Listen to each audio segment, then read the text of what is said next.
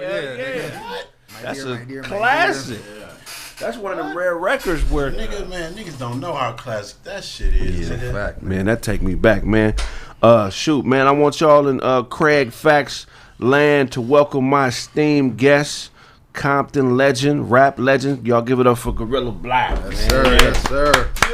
What's good? Man, everything. How you doing, bro? Talk to us, man. What you got going on? Man, definitely, man. You know, y'all can definitely go to my site right now, man. It's called hairgods.com. And, you know, we do hair care products. My brother, myself, he has a company called Hair Spa LA. Also, his wife has a company called Hollywood Hair Bar. So, you know, we've been doing this hair care for quite some time. Right. You know, way back when I first had my record deal, you know, I bought barbershops, beauty salons, right, different things like that. So hair care definitely has been in the family for quite some time. So you know a little bit about hair then, huh? Oh, I know a little bit about hair now. You know, I can't bring all your shit back now. My bad. Why is my shit thinning? Oh, don't worry, nigga. My mom roof opening up too, nigga. So I ain't finna put, you know, I ain't finna put no 10s on 2s, but I'll just let you know, this is definitely, you know, for, you know, people who trying to regrow organic hair, especially women, African American women. You know, they got invisible edges. Right. You know what invisible edges is? If you rub the side of your shit and ain't nothing there. Right. You know, balding spots. You got psoriasis of the scalp, different things of that nature. This is all natural oil. You know what I'm saying? Grapeseed oil, tea tree oil, olive oil, eucalyptus oil, almond oil. Just, I mean, all of the essentials that's been used for the last 5,000 years in India, China, Africa. So definitely, niggas not putting in their hair. Exactly. Exactly. So you saying it's not less jam? It ain't that. Oh, this ain't no. What about Murray? What about Murray? Some niggas grew up around. No. For my essays, 3 flowers. Tres flores. No, this ain't 3 flowers, man. Definitely, man. You know, back in the Gap, whenever we, you know, had the salon open and we reopening and we remodeling it, so definitely y'all definitely gonna see the reopening of it. You know, prior to my incarceration, you know, women were coming in and I seen a lot of them was trying to grow their hair healthy again. So some of them, you know, again, some of the problems that I was seeing with their hair. So, you know, I just started putting oils together or whatever. Now, you know, I'm like, you know what, let me just see this. You know, and they start, you know, braiding their hair up, and, you know, they sew the weave inside of the braids. Right. So they just start putting oil in, and you start seeing progress. So we just continue to move forward with it. So pussy is what got you in the hair. Give me one. That nigga said. Hey. Pussy gets you into a lot of things, man. Definitely, that part. It got me into some things, man. So it's a few things I want to talk about first, man. You a big dude. You didn't play no football and then growing up. You wasn't an athlete. Man, definitely, man. I played football, man, from, you know, all the way Pop Warner, all the way, you know, to Compton High, and, you know, eventually, you know, all the way up to about the 10th grade. You know, these knees got bad on the nigga though. Yeah. These were just stop slanging keys. What Mac 10 say? I stopped playing ball to slang keys and blamed it on my knees. Hell yeah. Okay. So I did a little bit of the backstory from Chicago to Mississippi to Compton. Exactly. You docked in Compton 1989. Definitely. How long before you landed in Compton before you had a curl? Oh man, immediately the curl came. You know, the curl. Nigga, I experimented with a few, and you know, shit went bad. Right. Shit went bad. You know, nigga ain't gonna sit there and tell you a lot. Nigga that got the wrong kit. Right. Mama in there stirring the shit up. Hold still, boy. Hold on a second. And the shit just went bad. So until nigga went to that Hawaiian Silky and this shit just laid down. Laid you down. Know, you know how nigga had to go spend $1 for a shit back in the Gap. You go to the shop. Right. You know, so you had a kitchen curl. You know what I'm saying? Nigga in the kitchen working on chemicals and shit. Nigga had a kitchen curl. Nigga in that motherfucking. So yeah, nigga that first one was a kitchen curl. Then the nigga, you know, got his dollars up. You know. Yeah. You know, then the nigga was able to go to the shop and get his shit done right by Sharice and them. Like, okay. Yeah, go ahead and set my shit up the right way. So yeah. Hell yeah. The motherfuckers don't know, nigga. Jerry curl was expensive. Expensive back in the Gap. This $100. $100. Yeah, nigga get a, right now. If you go to the motherfucking barbershop, nigga cut your hair for $50. Back in the Gap, nigga, you had to have a bag. Nigga. Yeah. $100 in '89. That's like probably what, $600 now. Yeah. And you gotta maintain that. And you gotta maintain it. You see a nigga on the yard and this shit, you know, nigga be at school, nigga walking around like, okay, damn. This nigga shit dry as a man. Like Velcro stuck to the back of the And that California sun, nigga? Shit. Then a nigga done put too much shit in this shit, and you see the back of nigga's shirt looking wet, nigga I had an oil spill back there on that motherfucker. Yeah, it's just... Yeah, the balance. Yeah, that the balance. Perfect balance. Perfect balance. A lot of motherfuckers don't know BET was started off Jerry Curl money. Bob owned a salon. Talk that shit. Talk that shit. BET was built by Jerry Curls and Shags. Straight up, nigga. Curl money. I believe that. Hey, remember niggas 100% believe that. And niggas did when niggas start cutting their shit. When I get to the 9th grade, niggas had the little curly top with the little shag. Yeah, right. The shit had to turn. When you turn, they had to go the other way. Yeah. Yeah, they just kept this part. They just kept That this part. shit was just balled up on the back of your shit. Nigga shit like, That shit was natural. That shit was natural. Nigga shit looking That was the compartmentalized curl. Niggas had that shit up top and in the back. From the shag to the little ducktail. Right, ducktail. So then you let your shit grow. Man. Nigga have his shit braid. You have Sharice braid. See, that's my era, the ducktail era. That was my shit. Yeah, that was my shit. I had length. How long? Pause. How long was your? My shit never got long. My mom was like, "This shit look nasty, cut." Or you'll see a nigga shit just start balling up. Yeah, that shit cut in the square. Yeah. Nigga shit ain't laying on the shoulders. My shit. From South Central. Yep. I wanted had the square. My mom saw my brother cut in that square, and she said, "Cut that shit off tonight." I didn't go to bed with my square. Yeah, fuck that. I was one-handed. I won a ducktail contest. When I cut my shit off, I still got my shit in the bag, nigga, at the house, nigga. With Oh my god. Oh my my shit was long, nigga. Oh my god. This shit is out of line. I'm fucking with you. shit But is we out all of hood niggas, man. And doing my research on you, I'm like, God damn, man, we got some real parallels in life, man. From your whole, you know what I'm saying, from your whole journey in the streets and, you know, hustling and all that shit. Like, pretty much half the room done lived that, man. So one of the things about KraigFacts that we do is we preach accountability. Right. So whenever I talk on camera, I'm really talking to the younger me. Exactly. 16, 17, 18. Boy. And I want the younger me to be able to watch my shit and be like, oh, okay, I learned from Kraig. No, he not preaching at me, but he like, nigga, this is what I did. And that, and it really end up, you know what I mean?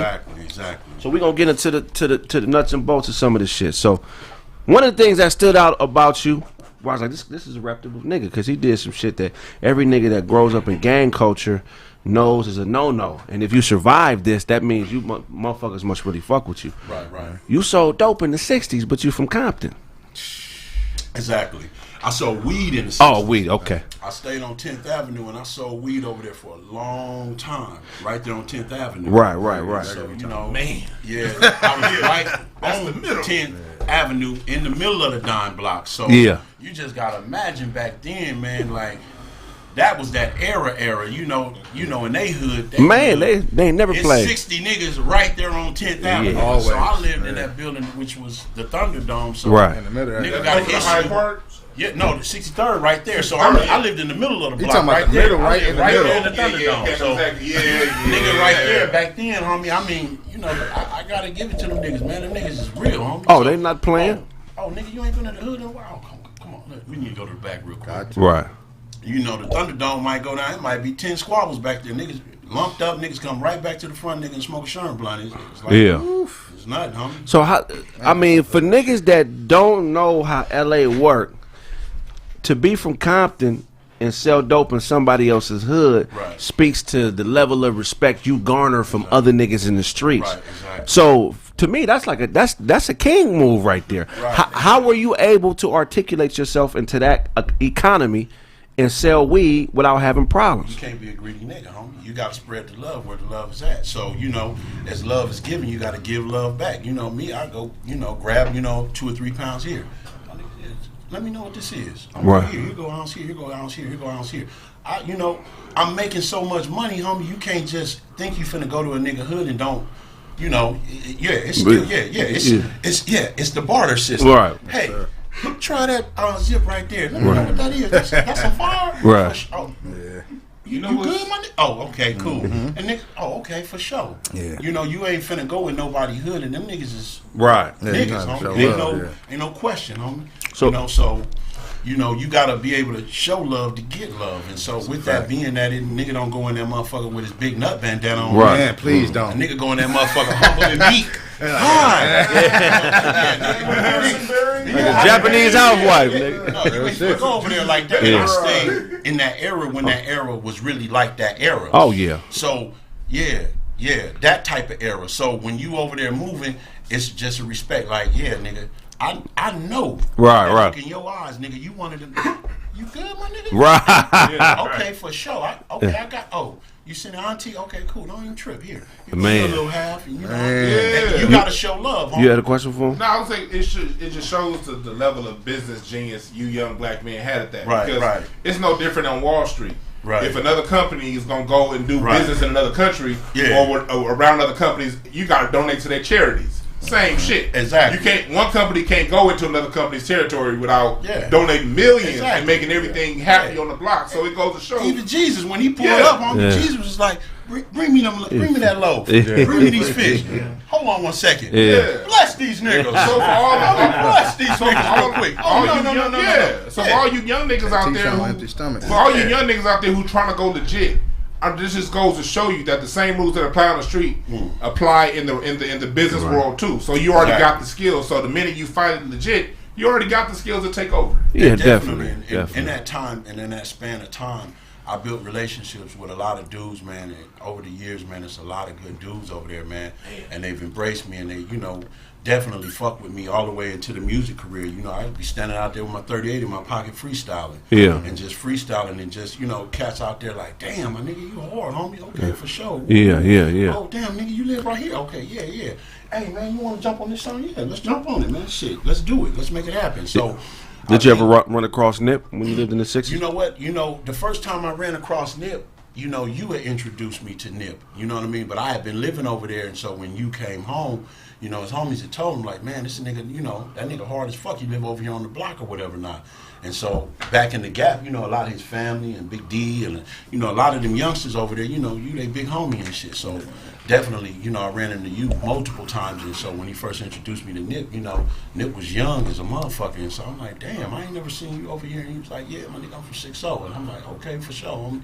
And, you know, the nigga was hard as a motherfucker, homie. The nigga was hard back in the Gap. So it wasn't something new, you know what I mean? But just to run into a level of talent on that level back then, and then on the level that I was on, I just, you know, formed a bond with him, and, you know, going over there, you know what I'm saying, fucking with him, you know, I said 1500 at Nothing's house, and just hearing some of the records and jumping on different records and so forth, and pulling up with glasses, and I mean, the relationship just got stronger and stronger because Nip was that kind of humble dude. Just, he was real humble, but at the same time knowledgeable, but at the same time he was a king, homie. Right. So to be able to be around that type of level of talent, you know what I mean, and to be around, you know, a spirit like that, you know, is a once in a lifetime thing, man, you know. And so, you know, when I heard the news, I'll never forget, I had called home, I was in the pen, and my brother was like, he gone, Black. The beginning of our phone call, this call is from a federal correction facility, boom, boom, boom. As soon as he pressed the number, boom, Black, he gone. Man. That shit fucked me up, homie. That shit fucked me up. Yeah, man, R.I.P. Nip, man. Definitely. Man, okay. You got Nah, go ahead. first lick you ever hit as a kid where you was like, this street shit might be for me. Oh man, I'll never forget, man, one of the first licks. Oh man, I'll never forget, man. It was a little right there. I want to say, what is that? Alameda. And you know what I'm saying? I see the nigga slipping on them D's, and he had his shit just parked there, and it's like a little center was right there back in the Gap. Yeah. And you know what I'm saying? I'll never forget, I threw a kaploid, boom, hit his window, nigga, the window shattered, nigga wrapped his fan up, nigga jumped in that motherfucker, peeled the steering wheel back. Nigga, you know, I got all the beat up out that motherfucker, the D's off that motherfucker, everything. So, you know, from there, me and my brother, we was hitting everything we seen smoking. We was like, oh, Lord, it's on and popping. So, back then, on Tamarind, we stayed on Tamarind at that time. And back there is the Martin Luther King little transit center. I don't know what it is now. Right. I've been gone for 9. But back then, you know, motherfuckers parked their car there, nigga run right on up in that motherfucker. Snatch his goods up, you know what I'm saying? So, yeah, them was some of the first licks I started hitting, man. Man, that's crazy. So how do you think that shaped your mentality as a hustler? I mean, shit, man, you know, immediately that shit just took me into another level because I had to, learn how to sell the beat, sell the rims, sell this, sell that. Oh, okay. Oh, yeah, nigga, I need okay, cool, I got you. So back then, I take the whole car down to Mulberry. You know what I'm saying? A lot of motherfuckers don't know on the other side of Rosecrans, there's a lot of P-Funks over there. I take the whole car. Nigga give a nigga a band, nigga, here. Nigga, take this whole motherfucking nigga. Just break the whole thing down to the compound. So as a young nigga, all of them niggas over there knew that, I was gonna go get some shit. I was finna go get one. I was gonna bring one back for the home team. Yeah, man. Definitely. Man, that shit was happening a lot back then in Compton, back too. In the Gap, man, early 90s. Come on, man. I peel your shit. Peel your shit. Man. Peel your shit. Nigga, that's when you had beat in your car. You got a price on your head, homie. If I hear that motherfucker that's what I mean.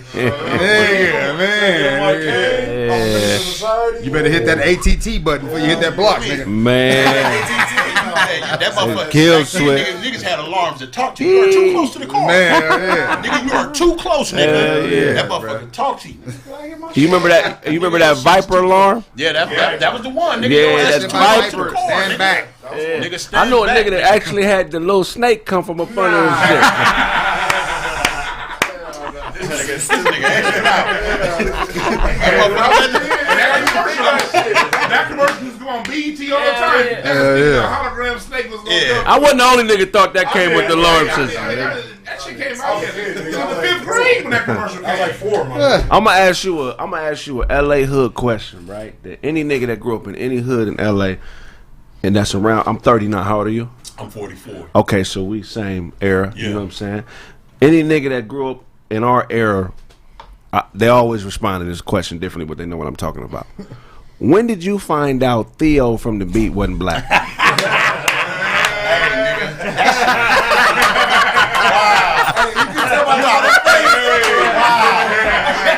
That shit shocked the world. Hey, that's crazy. That shocked the world. That shocked the world. That shocked on everything, man. When I found out the nigga wasn't, I never forget. I was fucking with a little chick or whatever. Now we riding the shit, and the nigga jumped on me. Yeah, this is Theo. We got the slow mo. I was like, damn, man, that nigga's a real nigga. She was like, nigga, that nigga ain't no nigga. Like, what? She was like, nigga, that nigga Asian. I was like, no, you got me fucked up. Until then, once I got a deal and shit, and I met Theo, I'm like, nigga, what's happening? Theo cool. Ask him about that? Huh? That never came up in conversation? I mean, shit. Nigga, you Asian? You already know. Yeah, I'm Asian. That's what I'm saying. So it's like, if I remember this, I would ask, hey, man, what would you say? Like, what nigga, I'm not, the nigga was so cool. It was just like, nigga, this nigga cool as a motherfucker. Like, I'm not finna ask this nigga no shit like that. I ain't lie. This nigga just the nigga was so cool, homie. Like, you know what I'm saying? When I meet him and shit, you know what I'm saying? I'm like, nigga, little kid, nigga, mama was listening to Theo.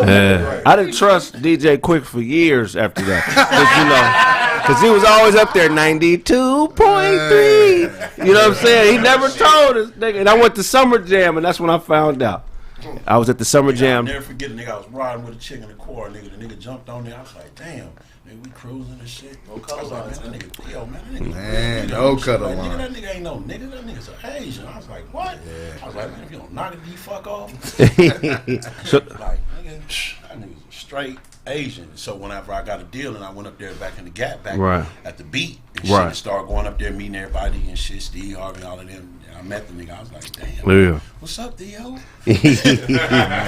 Theo, man. Shout out to Theo. Shout out to Theo, man. So do you think the message in our music is contributing to a lot of the demise within our community? Do you think, like, niggas need to be more responsible with what they rap about?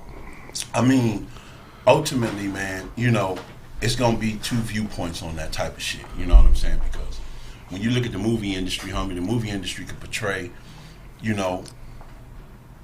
this killer like the transporter. This nigga got 2 9s on him with a suit on, and he jumping on, he moving everything around and knocking shit down and everything. And nigga, he knocking everything down, nigga. Wait, let me. So he knocking shit down. Right. He's a motherfucking hero. Right. But I get on the song, and I'm talking about this shit walking the yard, nigga, with a makeshift. Damn, this nigga really talking about some fucked up shit, man. Damn, man. Right. So I mean, it's two sides of the coin there. At the end of the day, hopefully you could see the difference in it. When I speak about things, I speak about things that happen in my life. Right. I speak about things that happen in people's lives that was close to me. Right. And so I'm only speaking my life. But this don't have to be your life. This was the life that, that I live. You know what I mean? Right. There's fortunate situations and unfortunate situations to that. So with that being that, it goes back to a person. If this is all day long, he riding around listening to motherfucking Lil Durk and Lil Baby, and okay, that's cool. Right. But there also has to be a point where you sit down and you educate yourself about who you are, where you came from, who your people is. Get an open mind to things. So when you become closed off and just think, nigga, I'm finna pour some lean in the cup, drink some perky and smoke some weed all day, nigga, the world is bigger than that. Yeah. It's bigger than that, and we living in an age, it don't exist the age that you and I came from, especially here on the West Coast. Right. You know what I mean? Back then, it was some real shit going on out there. Right. You know what I'm saying? It was real shit. It was, nigga, every corner you turn, nigga, you run around that motherfucking nigga wiping his forehead. Oh, I hope these niggas ain't out here. Yeah. You know what I'm saying? Nigga walking fast and shit. Yeah, you know what I'm saying? Niggas like, nigga, hey, homie. So it wasn't like it is now. Right. You know what I'm saying? This gentrified shit. When I came on, man, I seen motherfuckers over on Western, white people walking dogs and shit. Right. Just with booty shorts on, walking a little dog. I'm like, so what, you been gone 9 years? I've been gone, homie. Oh, we're gonna get into it. Okay. Yeah, definitely. So again, at the same time, it's two sides of the coin there. So in that being that's like if you went and read a book. Right. And you read a book, about an author, and this author had went through this and this and this. Would you say that he's contributing to the negativity of everything that's going on? Right. He's writing a book about his life. Right. The same with the director. If the transporter jump out the whip, out the Audi, 2 burners on him, woo, okay, you're going to say, oh, this is entertainment. You sitting there looking at the shit. Oh, wow, nigga, the entertainer, a real motherfucker. That nigga jumped out, made the car do 2 U-turns, jumped out, hit that nigga twice. Ooh, wee. This nigga the reason traffic back. Yeah, nigga right after that. This nigga the reason traffic back up. You gonna go in the kitchen, warm up the chicken. Like, damn, sit there, drink some Kool-Aid and shit. Like, damn, this nigga, man. The transporter was a real motherfucker. Hey, that's funny to me because my bad. You was in the sandbox. Yeah.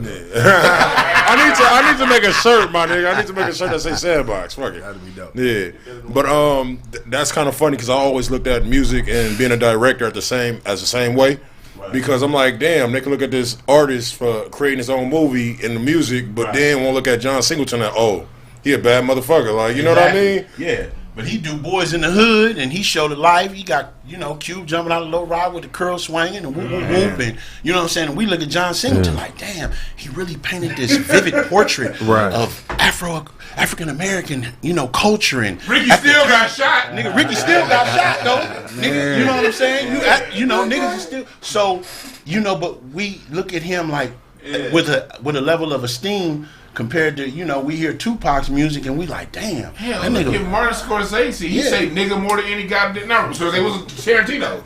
He say nigga more than any rapper in this movie. But he can because his mom used to fuck niggas, so he had to put up with that. You know what I'm saying? That's cool. That's cool. He had to hear, little nigga, get back in the room. I love Django, but we can't criticize one without criticizing the other. Yeah. I agree. I'm with you. Yeah. That's a good point, man. So, I mean... Favorite basshead you ever sold crack to? My nigga Sunshine. That nigga, man, I'm telling you, man, that nigga clean all your motherfucking cars. The energy that this nigga had. The energy that this Negro had. I mean... Nigga, I'll get this nigga all the crumbs at the bottom of the bubble tape thing here. Nigga just pour it in his hand. And nigga was like, nigga, pull up, get him a big ice cream scoop. Boom. My nigga wipe his forehead. My nigga pull out the rags. I don't know where he find the equipment. Like, where did you find the equipment? Like, this nigga just washing everything, coming up and down the block. Homie just washing. You was cooking your own dope, or you had? I had the homie. He had the secret recipe. Yeah, man. I know how to cook. But it's a niggas be proud. Anybody ever sold dope? Niggas be proud as a motherfucker. Man, oh yeah. But some niggas just don't want to admit, nigga, your shit, nigga. If your shit crumbling, nigga, man, dark, this shit ain't sticking, nigga. It ain't sticking. So it's just certain niggas that just. You know, this nigga had a Jerry curl, nigga. This nigga walk around, nigga. Oh, that's some good crack. Yeah, this nigga had a Jerry curl, nigga, in the mid-90s. Mid-90s, nigga. So, nigga, you know, the Jerry curl shit kind of broke off at 91. This definitely. 97 still with the curl, nigga. Like, my nigga, nobody, he didn't get the memo. Right, so, right. I mean, his name was Sunshine. That ain't his name. That's the smoker. Yeah, that's smoker. Yeah, but you know, nigga that got his life together. Yeah, hold on, man. Don't talk about me. You know these white people gonna look into my background. My nigga had that work, homie. That shit that just, you know what I'm saying? Nigga take him a 9-pack back, give him one, homie. He bring it back, homie. The shit just be so motherfucking hard. The smoker's still sitting there like this, like he working his piss. I like, God damn, man, got some bombs. So I just knew that, you know.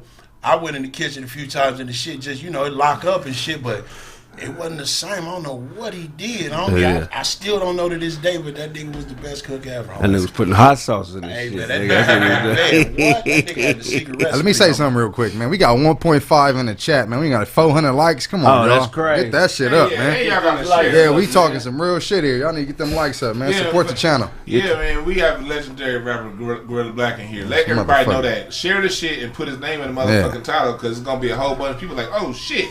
Yeah, so share it on your social media right now, please. Thank you. Yeah, man. Make sure y'all do that, man. We'll stop playing. There go the police. Just give them Look, they ready. second to go by. Oh, Lord.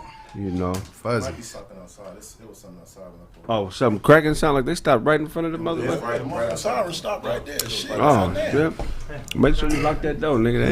Yeah. They arrest that nigga show for being musty. I'm ready. I'm just smoking That's what we're doing. Please look at me. Fresh to death too. Oh, my God. They're about to arrest you from stealing that jacket from Marshall's, nigga. It's my shit. I made it. We finna kick your ass off the show for trying to take B12 position, nigga. I looked at that show, man. Hold on, nigga. My nigga B12. He found that shit in the back, nigga. I knew. This kind of fresh. Burlington special. I like that alliteration, nigga. That was funny than a motherfucker, man. Nah, but go ahead. Okay, so favorite bass head, we're gonna call him Sunshine. Definitely.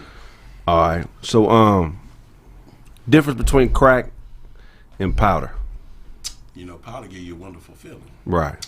You know, first, I mean, that boy. I gotta be honest, homie. You know, I done dabbled, homie. So, Okay, for sure. With that being said, you know, crack is crack, homie. You know, Right. You know, back in the gap, the homie, like, look, you don't smoke this shit. Yeah, you fuck bitches on this, you fuck your life up, man. Back in the day, That's a homie, fact. you know, I'm from Compton, homie, so it is what it is. You know, we smoke Sherm, homie, so we smoke water. Right. Seen that You my know what I'm whole saying? life. So we start smoking water 14, 15 years old. We smoking Sherm blunt like it's nothing. I'm just shoot dice. You know, but I'll never forget, you know, my Mexican partners, you know, one day I'm back there drinking Hornitos with them. Right. True shit. I ain't finna sit here and put nothing extra on it. I ain't finna tell you no lie. Right. You know what I'm saying? I couldn't get back. You know, The nigga had a church pew in front of the garage door. So I'm sitting there, you know, trying to get my bearings together. Yeah. It's like, You talking about Sherm Blunt right now? No, not no Sherm Blunt. I'm drinking liquor with them. Right. But I'm tripping because, you know, their mom's in the back, she cooking. Right. You know what I mean? Mom's cooking. They bouncing around this motherfucker, but they steadily pouring shots. Right. So I'm waiting. I'm like, wait a minute. What the fuck is up? I mean, how the fuck everybody drinking all this shit and I'm the only one fucked up? Nigga, Right. Lace me or something? Is I'm laced or something? So I'm sitting here, you know, back in the gap, we go on north. We smoke some chronic. Right. I smoke my chronic and shit. Boom. Pass it to my nigga Hoovy. I'm like, God damn, my nigga. He like, nigga, you all right? I'm like, shit, God damn, nigga. He like, you all right? I'm like, man, I can't even get the fuck up, homie. He like, so they all Mexicans laughing at me because I'm sitting right here. Yeah. And so he reaching his pocket, you know, this is my partner, you know, we hustling and shit.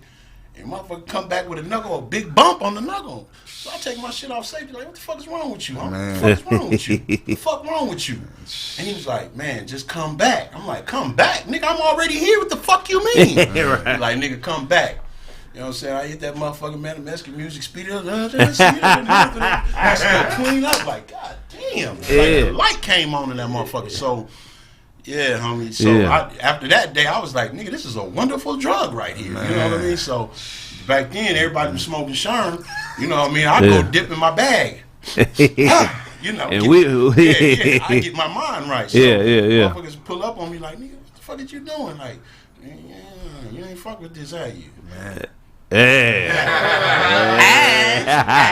Ice cream. You put a little ice cream on your motherfucking knuckle. Put some ice cream on your knuckle real quick.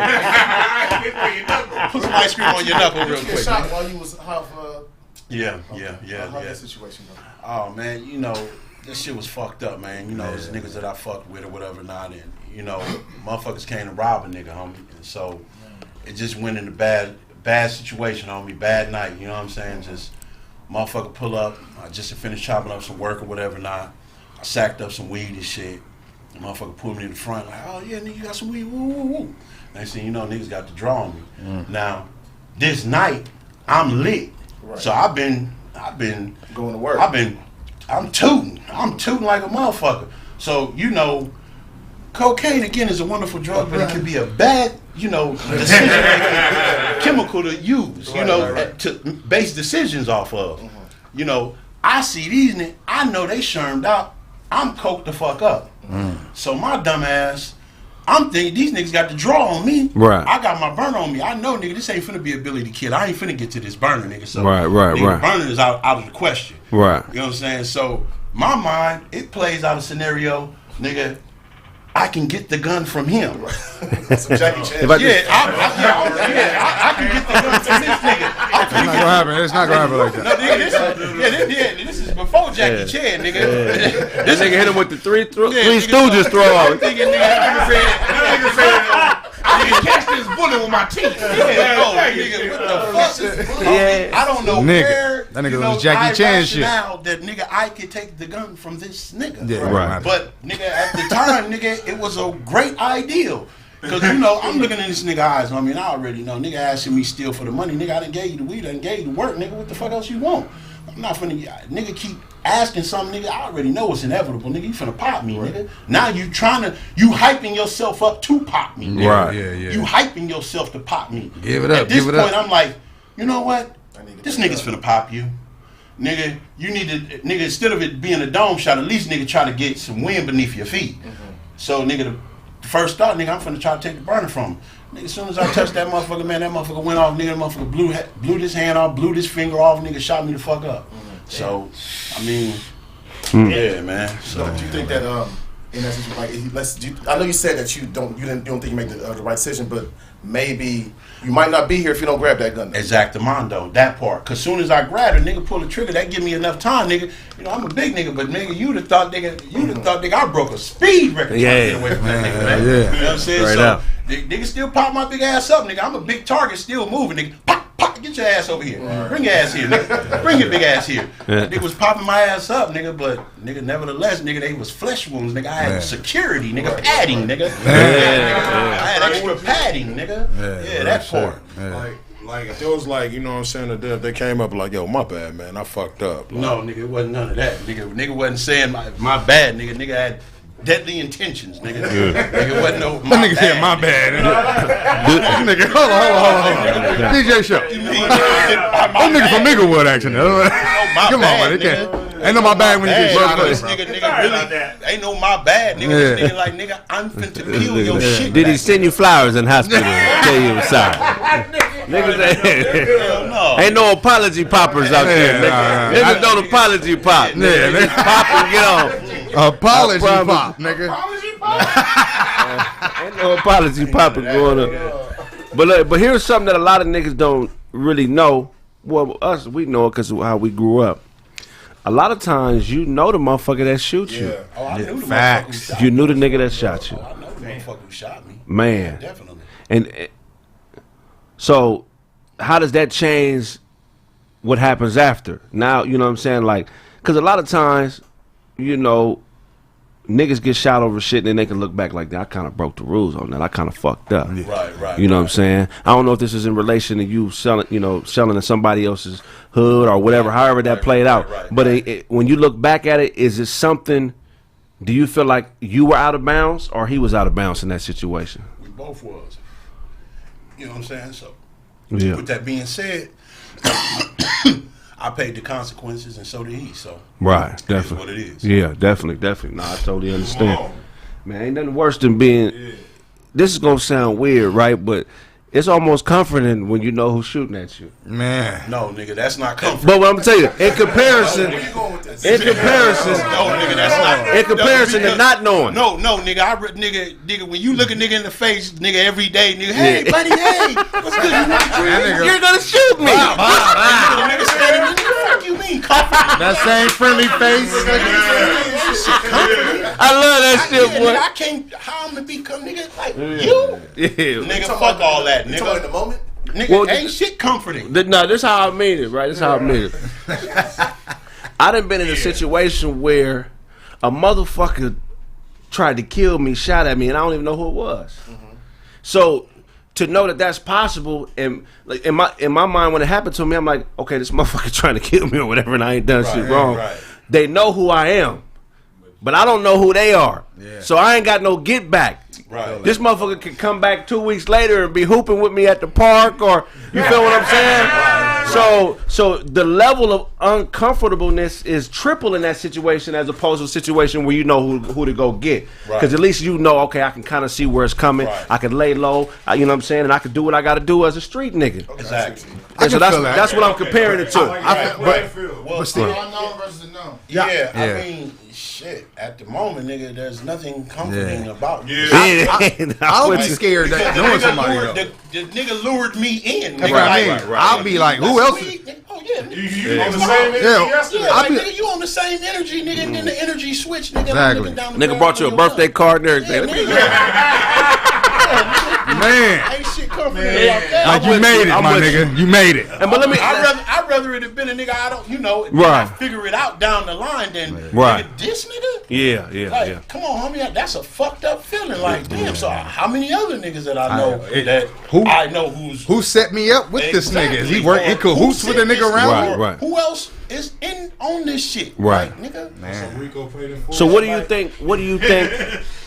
Well, you can speak personally, and then you can speak in general, like other people. So what do you think had a bigger effect on your psyche as a man? Selling dope or using cocaine? You know, selling dope on the psyche because due to the fact that it's two sides of the coin. You're able to see the destruction that's caused by the shit, the after effects of it, you know what I mean? And, you know, using cocaine but hustling, you know, if niggas gave the same energy that we gave to hustling the block to creating businesses, creating products, to understanding how Facebook ads work, to understand, you know, all of the different shit that, you know, if we just took another path, Right. you know what I mean? So that same mentality of me hustling on Orleander from back in the Gap is the same mentality that I take to my hair care company, the same mentality that I take to the music industry, the same mentality that I take to any business venture that I'm in.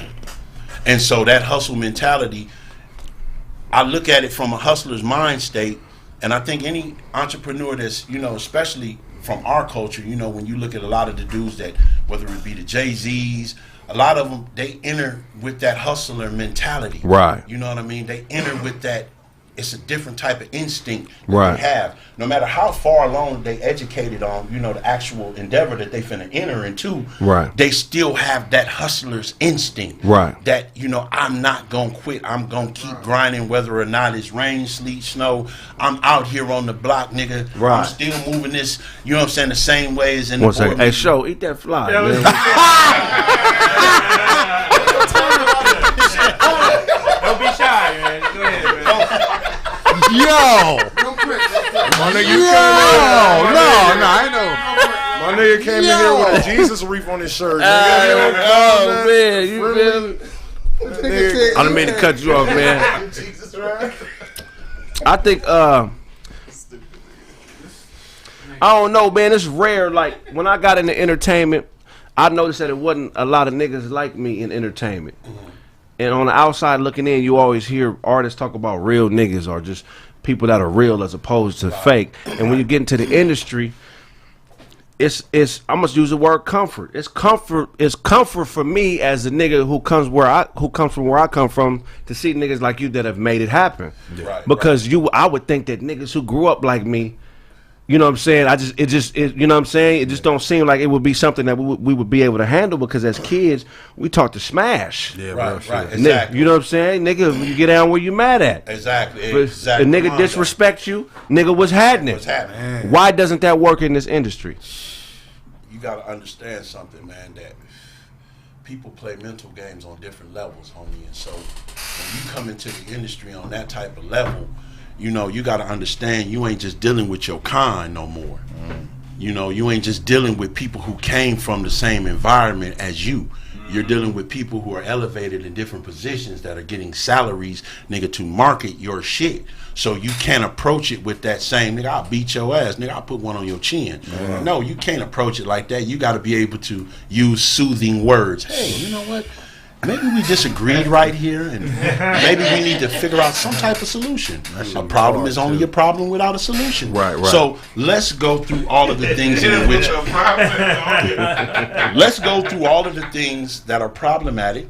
Let's look at all of the pros. Let's look at all of the cons. You know, because they come from a different environment than we do. Nonetheless, they still hungry. Their money is just as green as mine is in my pocket. I just know that if I came with the approach that I came from with them, like, you know, when I used to go into the offices up at Virgin, you know, again, you know, there's people that are homosexual. So that wasn't a prevalent thing back then. Not at all. So the mentality, I know I can't bring little T-Bone or big T-Bone because the homie might put one on his chin. Right. No, real spit. I'm just no. We keeping it G though. We keeping it G. 100. We keeping it G. You can't take everybody there. You can't. But I'm looking past that. This motherfucker has so many skills and so many talents and so many connects to bring to the table to get me to where the fuck I gotta go. Right. So I look past that, nigga. As long as you don't touch me, we good. Right. You know, this my persuasion. That's your persuasion. That's cool. This is the business. Well, business. Nigga. I think one sign of being genius or smart is that you're able to separate you from your ideas. You feel what I'm saying? Exactly. What I create is no longer a part of me. It belongs to the world now. So, exactly. You know, music, if you create music, once you get that out of you and it's on a record and you start to conduct business around that music, that's an extension of you. Exactly. But that's not you. You know what I'm saying? Exactly. Yeah, no, I dig that, bro. So, your definition of a buster. You know what, man? It's just not a stand-up nigga.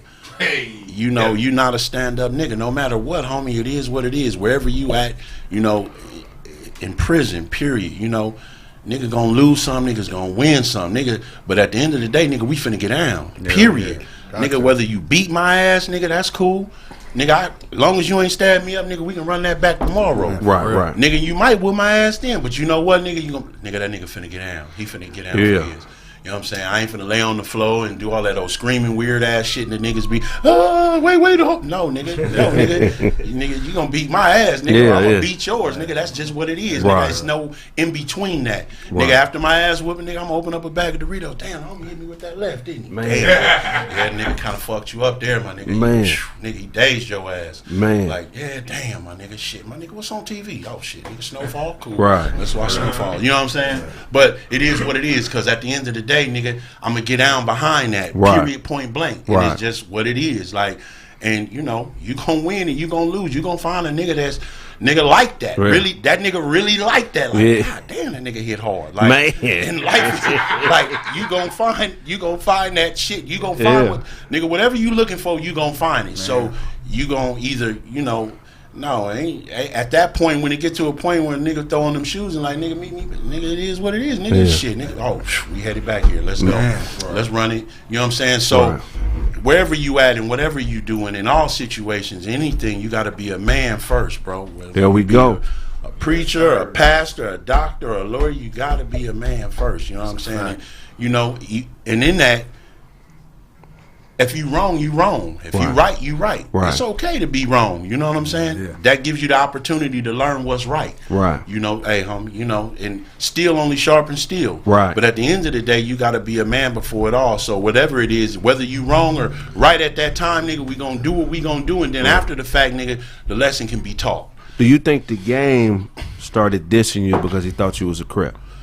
You know what, man? It's that whole situation with him didn't start behind that. You know what I mean? And my affiliations and the people that I fuck with, that wasn't what it was about. It was on a deeper level. Right. And we both know the real truth behind that. Right. Period. Okay. And at the end of the day, the nigga made legendary music here for the West Coast. And the nigga is a talented ass nigga. The other shit is some personal shit. Right. And that's what led to that. And he and I, we know that. Right. But at the end of the day, you can't knock what the nigga done. Yeah. Now, hip-hop thrives off of beef. Right. But he and I, we know the truth. And even whenever I went on records and dissed him, I was in an irrational, emotional space. Right. Talk about it. So it's a difference when I snap on a record or he snap on a record because we not being rational about the shit. Right. When we two niggas from the same city, we could have easily sat down and just, hey man, this is this. Hey homie, check this out. This ain't what you do, and this ain't how you do. Hey homie, this ain't what you do, and this ain't how you do. Period. Point there, and then it wherever it lead to from there. But when we take things that we love, we both love music. He loves music. I love music, and we use it as a weapon. We weaponize that shit. You know what I'm saying? It's people all around that's outside of the circle. You know, that's like he your man and you fuck with him. Right. But you got a beef with me. He don't know about the beef, but nigga fuck black. Right. And nigga, his man, nigga, fuck black too. And nigga, he his man, and he your man, nigga, fuck black too. Nigga, Right. and nigga, they don't gotta know shit. Nigga, only by what you so now you got all of these other people involved. And so at the end of the day, you know, we both have made a mark here on the coast, man. We was the precursors to everything that came out. You know what I'm saying? Yeah, no, you was pre-360 deal? No. Oh, no, I wasn't no 360. Nigga, that was some slave trade shit. Man. He was. Definitely. He was. Pre-360. Y'all was part of the people who came in and ushered like niggas getting those big deals on the West again. You know what I'm Did saying? you get your deal before Glasses?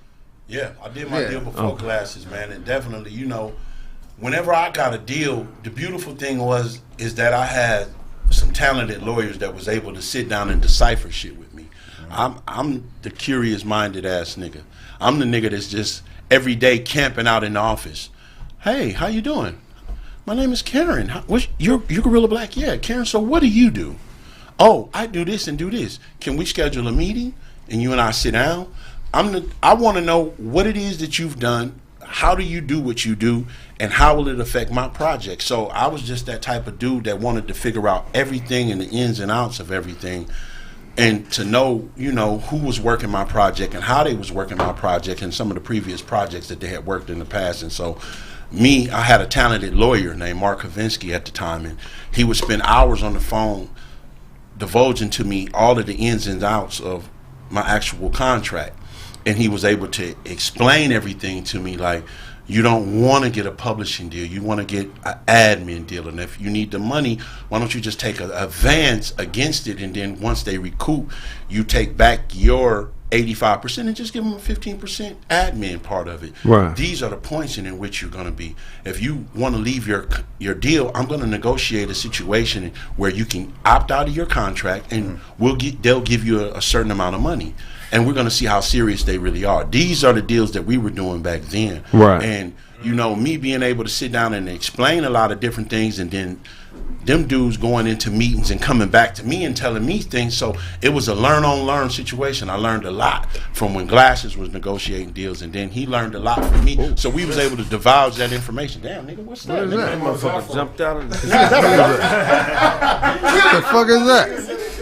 Motherfucker, that shit. That nigga showed food. Show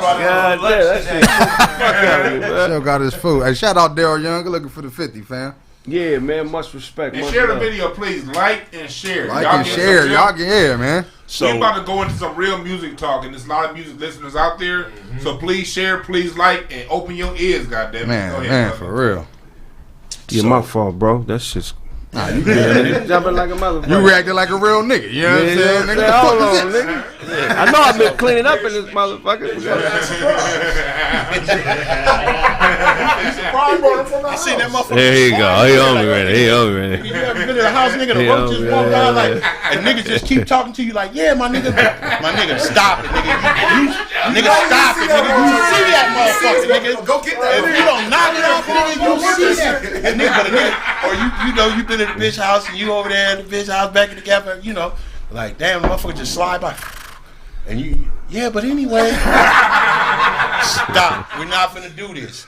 There's a roach over here. I need to hold you accountable right now. Yeah, we're not finna just act like that motherfucker didn't exist. Show got roaches in his shirt pocket. Oh my God. Hey, I bet your jersey's not a Mitchell and Ness, nigga. Cheap ass jersey. Hold on, so you're not going to my drink, nigga. Nigga bombing like a motherfucker. Good, good. Continue, bro. What was he saying? That nigga Kraig's shirt got magic in it, nigga. That was funny. That was funny than a motherfucker. Tried to look at it to see it. Oh my God. Show got on the shirt he made from a shower curtain. Oh, okay. Damn. Anyway. Exactly where you at. All right, let's get into Nigga, make a wish. So what's more? So you get into the game. I forget the dude's name. That nigga last wish be on Kraig Fac. Last week of my life. I just want to. When showgirl cooked for him, when showgirl cooked for him, she put his plate on the floor after she. Suge Avery? That nigga throw that shit at the wall like Suge Avery, nigga. Wow. Bitch, this shit nasty. I feel like he just split the plate off. That shit was alright. This shit alright. It's all good, man. What's more important to you, man? Loyalty or royalty? Loyalty. So how do you Loyalty, homie. Motherfucker, anybody can tell you that they love you. But loyalty means everything. Loyalty come before love, and then love come before trust. Right. You can't have one without the other, but first is loyalty. Period. You know what I'm saying? Motherfucker, oh, I love you. No, nigga, love is a motherfucking action. It is not a word, my nigga. Right. Where did you come with that shit from?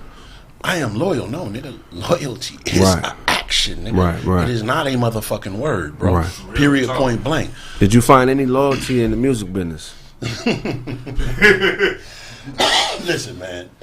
At the end of the day, that's the last place to find loyalty. You know what I'm saying, nigga? You're better off, nigga, picking up a bitch, nigga. Yeah, man. See, that's the best. Yeah, because of that, you know. But over the span of time, man, there were certain individuals that, you know, I came to love, and, you know, I definitely got a lot of love for. You know, Pete Farmer definitely, when he first seen me and discovered me, and, you know, at that time, nigga, I was doing security and shit. And so I was going to all of these different record companies, and they was talking these numbers or whatever not. But the reason why I really love Pete is because Pete gave me the opportunity that a lot of niggas, I don't think I would have never got. Well, question: were you armed security, or you was just? Oh, nigga, I just had the motherfucking little pepper spray. You fucking up the club and something go down. Where was you at, nigga? Where was you working at? Everybody, I was in nigga. Target. I'm gonna keep it real, nigga. I was shout out Samantha McAdoo for the back then, $100. they didn't call you Look at security, Samantha. nigga was asset protection. They found a fancy ass word for it and shit. Nigga, you're asset protection. Right. Assets. What? Yeah. So, you know, white man figure out a So dog food is an asset. You can't sell it. Shit, they don't care about you. Put your bag hole in the So, I mean, at the end of the day, man, you know, shit. I mean, when you look at the shit and look back at it, you know, Pete was one of them individuals, bro, that, you know, he took a chance on me. And in it, I had other opportunities, but he was the one who really just, I felt that his energy was there, you know, to really propel and get me to where I needed to go. And so his devotion alone, you know, definitely I would call loyalty, you know, because, you know, when the record company felt one way and they wanted to go in this direction, Pete stood up in them, you know, offices, and he stood up in them boardrooms. So, you know, shout out to my nigga Pete Farmer, definitely. What about Jimmy? Who? Jimmy Henchman, man. Definitely. You know, with Jimmy, definitely, man. Jimmy is a businessman, bro. Period, point blank. And when I look back at Jimmy, definitely, man, the love for Jimmy is because when budget shit ran low and the money wasn't there, Jimmy would go inside of the offices and that nigga, man, put on his campaign suit, nigga, and got that bag, nigga. And so, definitely, man, Jimmy was a stand-up dude, bro. Anywhere he went, he understood the two hats that he wore. He understood that in here, nigga, I'm business, and whenever I go in here, I'm gonna handle your business accordingly. Right. And when he was in the streets, he handled his shit in the streets accordingly.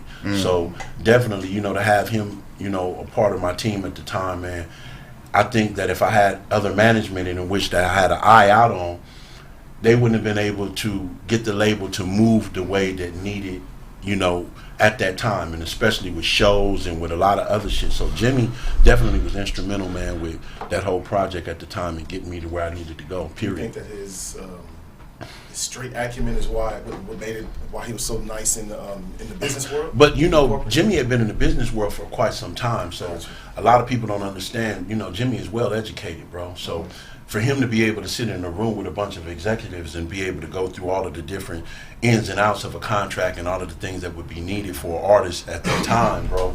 I mean, not a lot of people have that education and understanding of the music industry like Jimmy had. So, he's an East Coast guy, right? Yeah. Definitely. Well, Jimmy, definitely a smart dude, man. Very controversial guy. You had a question, Show? So, like, for you, what has changed, like, in the last, since you've been in the industry, what's changed from then to now, like, for you?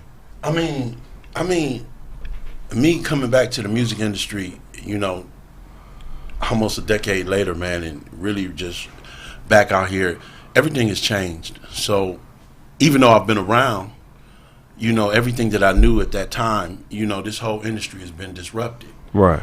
You know, I came from the days of actual physical sales. Right. People lined up to buy your project. And so from that time of, you know, me selling 500,000 copies, solid, you know, CDs, vinyls, all of that good shit, to now we are in an age of where for $9, nigga, you can get the library of music of the world. Right. For $9, nigga, you can literally have Sam Cooke. You could have Far Side. You could have all of these great albums for $9. So, crazy.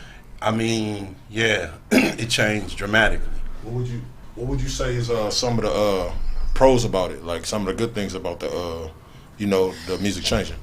I mean, as far as the industry. I think, man, one of the beautiful things about it is just the independency of a lot of artists now, man, and just the savviness and them be able to not be in the grips of a label. When you look at a lot of artists, man, they figured out how to get their social media popping. They figured out how to go, you know, get their streams, figure out how to get their TikTok cracking and all of these different things, and to be able to monetize all of that and keep all of the money and say, fuck a label, period, point blank.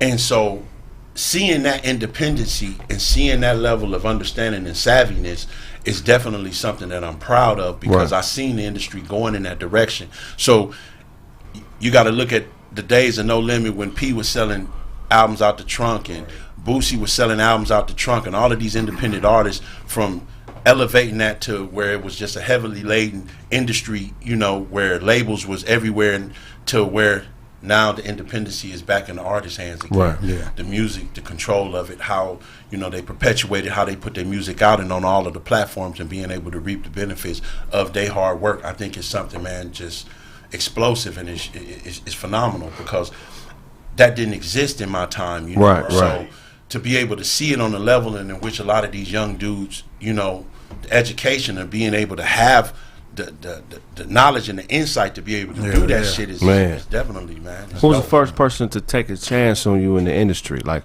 who took you from the security guard to the rap star? Pete Farmer. Pete Farmer, okay. Pete Farmer. Without Pete Farmer, man, you know, Pete Farmer was the first dude, man, put that bag in my pocket. Like, you know, you work in security, my nigga, so I'm finna, nigga, get you a bag.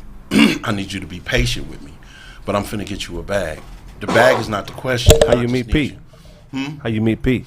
I'll never forget, I had a, you know, the people at the time, whenever I ended up cutting a lot of the records or whatever, not, it was just so happened that those records just happened by happenstance pretty much, because I was recording for my brother for his birthday, and I'll never forget, at the time or whatever not, I had told him that no man, I ain't finna do this shit, I'm cool on this shit. So he was like, man, shit, it's my birthday, bro, shit, you can come up in here and at least lay down a verse or two for me, you know what I mean? I'm like, nah, Hot, I'm cool.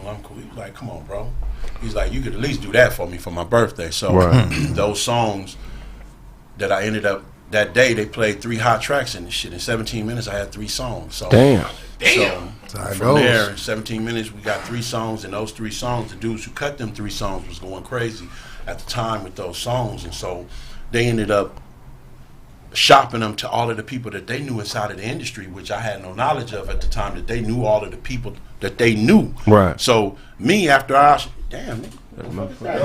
God damn, show. Get over here, Show. That nigga Todd had it on his headband, nigga. You had to kill that motherfucker.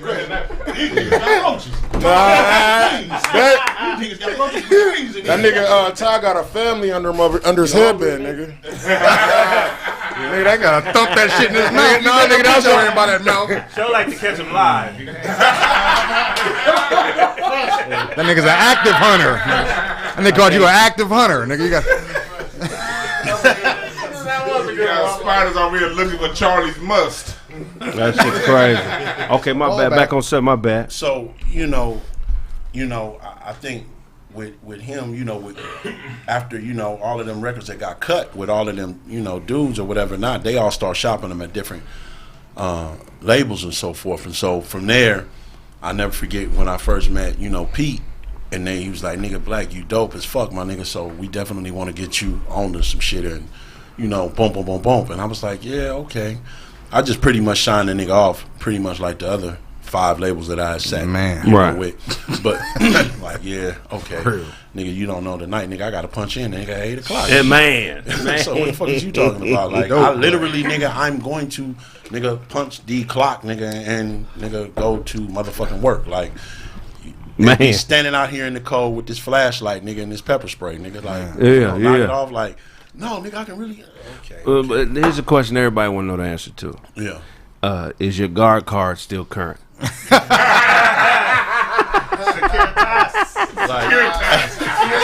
if you did 9 years, you gotta renew that. Hey, I've been gone 9 years. That's what I'm saying. You gotta renew that. It's another 17 years from that time. So nigga, my guard card, nigga. And when niggas think you the police in the pen, if they find out you had a guard card on the outside. Okay.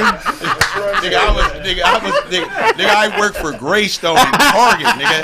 I was not, nigga, Compton Police Department, LAPD. Writing them activity reports every hour. He was with Pinkerton back in the day.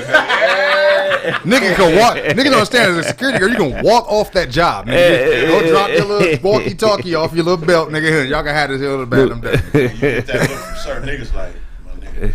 You got a guard card, guy? Nigga, I just really, hey, my nigga. Yeah, bro. Turn a blind eye. Yeah, nigga. I'm not chasing you out this motherfucker. I'm not chasing you the fuck out of here, nigga. I give 2 fucks, nigga. Make sure you grab something for me, nigga. Hey, nigga, grab one for me, nigga. Meet me back at the car, nigga. Just throw it in the back of the whip, nigga. Straight out, I pop the lock for you. Boop, boop. Man. Ain't no joke. I remember when I used to work security at the club. Niggas would come to me, hey, Dewan, if some shit go down, you may not want to jump in this one. Yeah. And I'd be like, thank you for the heads up, because I don't own this motherfucker. Out of here, nigga. I'm gonna get D-fuck far. First thing you bought with the bag? First thing I bought with the bag, I bought a Harley truck. I'll never forget, I bought a Harley truck. And the F-150? Yeah, I bought a Harley. Back then I had a Harley truck, so I bought a Harley truck. That was one of the first things that I bought. Man. Let me ask you this question, man. Because you talk about the bag and somebody saying they're going to get the bag for you and, I mean, the promises and shit.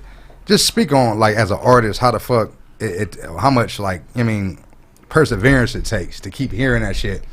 And, because I know hearing that shit a lot, you might have missed some opportunities. Right. You know what I'm saying? Especially getting deep into that shit, you be like, nigga, I heard it before.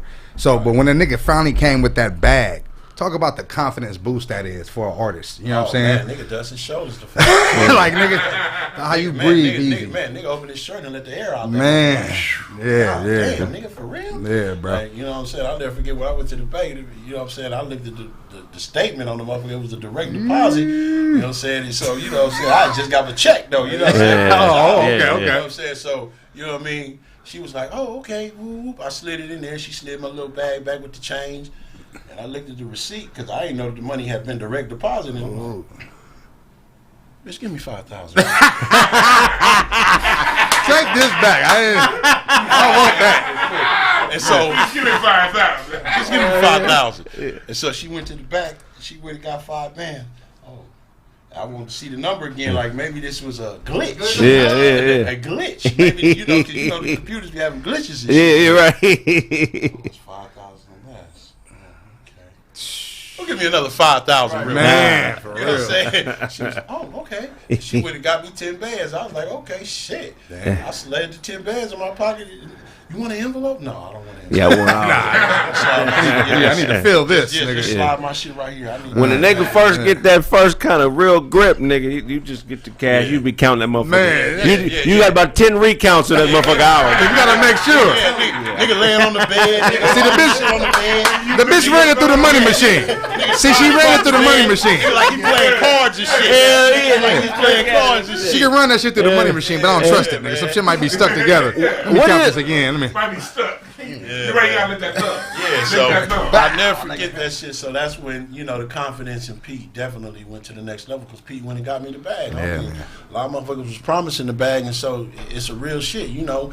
Nigga, I'm sitting here, nigga, looking at the past due, nigga, on the light bill. Like, Right. nigga, you talking about a bag? Nigga, fuck you mean? Nigga, I got a past due bill, bro. Right. I'm trying to pay the minimum. Right. But right. You know, not This $33 Man. is kicking my ass. It would be $300, but your minimum, nigga, is $88. Yeah, Like, right. I need to pay the $88, nigga. The $88, not you know, just the minimum. Straight out.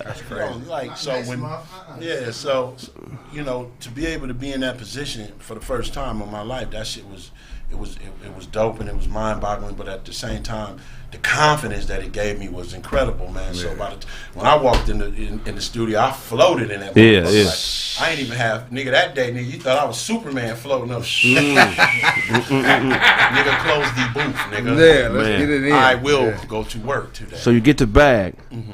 Now you officially, you know what I'm saying, a rap star. Right, Next thing comes is the comparisons right. to Big. Right.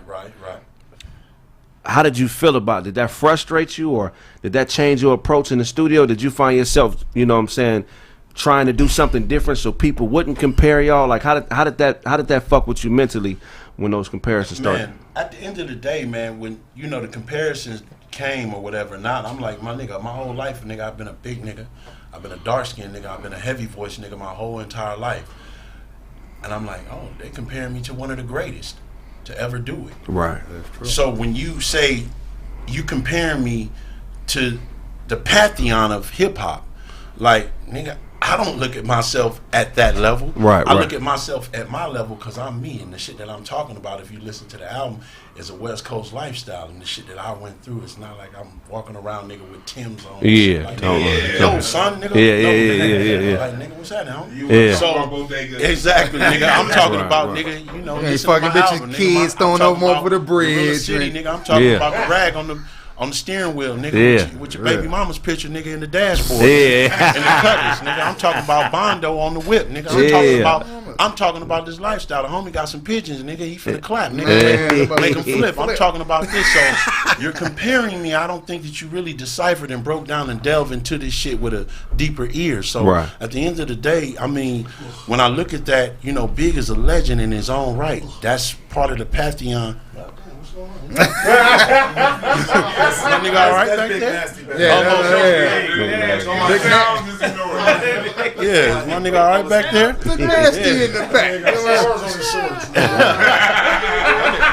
So Show on the at bag. the end of the day, Yeah, man, pretty much, you know, when you look at that and you making the comparisons, you got to sit down and you got to just break that shit down, but not to take away anything, man. That man is a legend, man, and that man set the bar up high as fuck here, you know, in the West Coast. I remember we was listening to the nigga as kids, so at the same time and token, you know, the comparisons, when you sit down and you delve into it and you look at the, you know, stylistic differences, you'll definitely see it, period. Yes. And if not, then I can't, I can't do everything for everybody. I can't make everybody, you know, like me or love me. I never have tried to. I never will. So the first project went gold. Exactamundo. Went gold. So what are some of the things, like, are you still able to leverage things because of that album? I mean, do you still get residuals?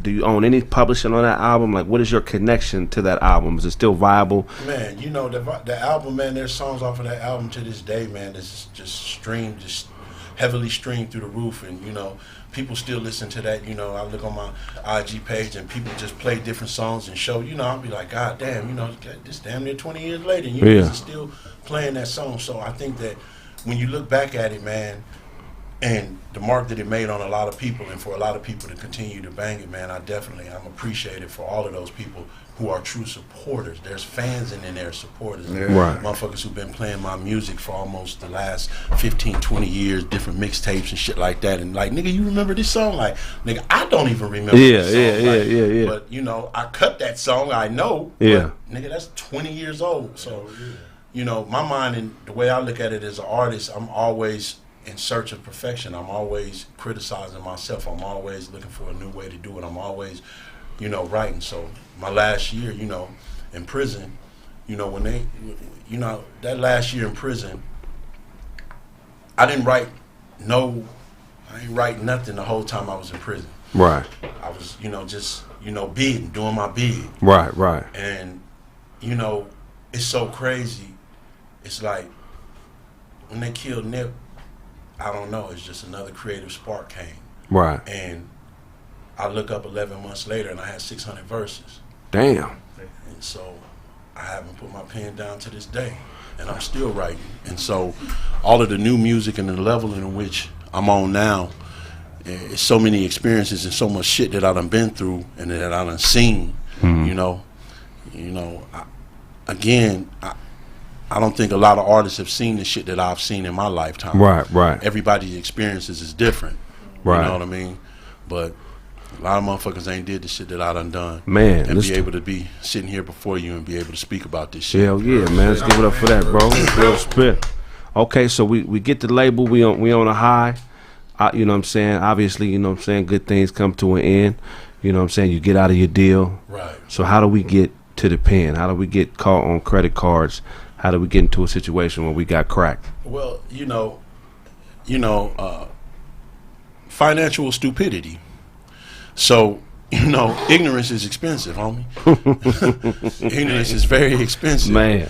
You know, it's not the love of money that's the root of all evil, it's the lack of, which is truly the root of all evil. Talk about it. So, I mean, when the lack of money, you know, jump out there and you looking at real responsibilities and you got real kids to take care of and you got real mortgages to pay and you got real bills around you, you know, the element which is so comfortable in the condition in which I came up and which you came up as me being a hustler, I go into hustle mode. And so, you know, that one thing led to the next and one thing led to the next. And I got 30,000 credit cards and U.S. Marshals is at my door in Palos Verdes. So, oh, man. You stomped down on them. Wow. So how does that feel answering the door and it's the feds, nigga? Man, like this ain't real. Did you try to shut the door and they kicked them up again? No, man. You know, the first time they was very, you know, they was very polite. Yeah, they talk. Hello, excuse me.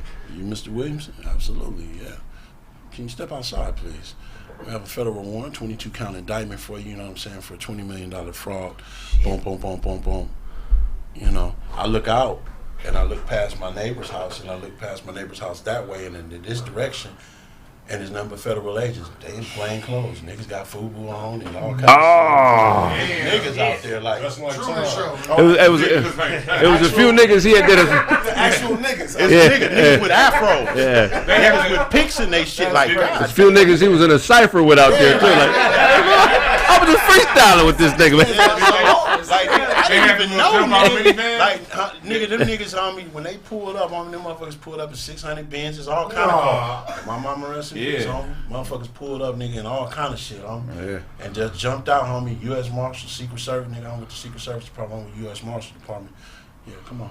They ain't even put no cuffs on them. Niggas just open the back door. You ain't going nowhere. It's okay. Yeah. Damn. It's okay. So did somebody told on you, or you actually did business with an agent and didn't know? Motherfuckers told on me. Oh, man. Yeah, I was told on. That's 98% of the Fed cases. Listen, Now look, man. when the feds come, it's 99%. So when they start showing you evidence and shit, was it some shit they showed you? Was like, motherfucker, I had no idea. Y'all was there? Like, you know, when the feds come, they got it all. Right.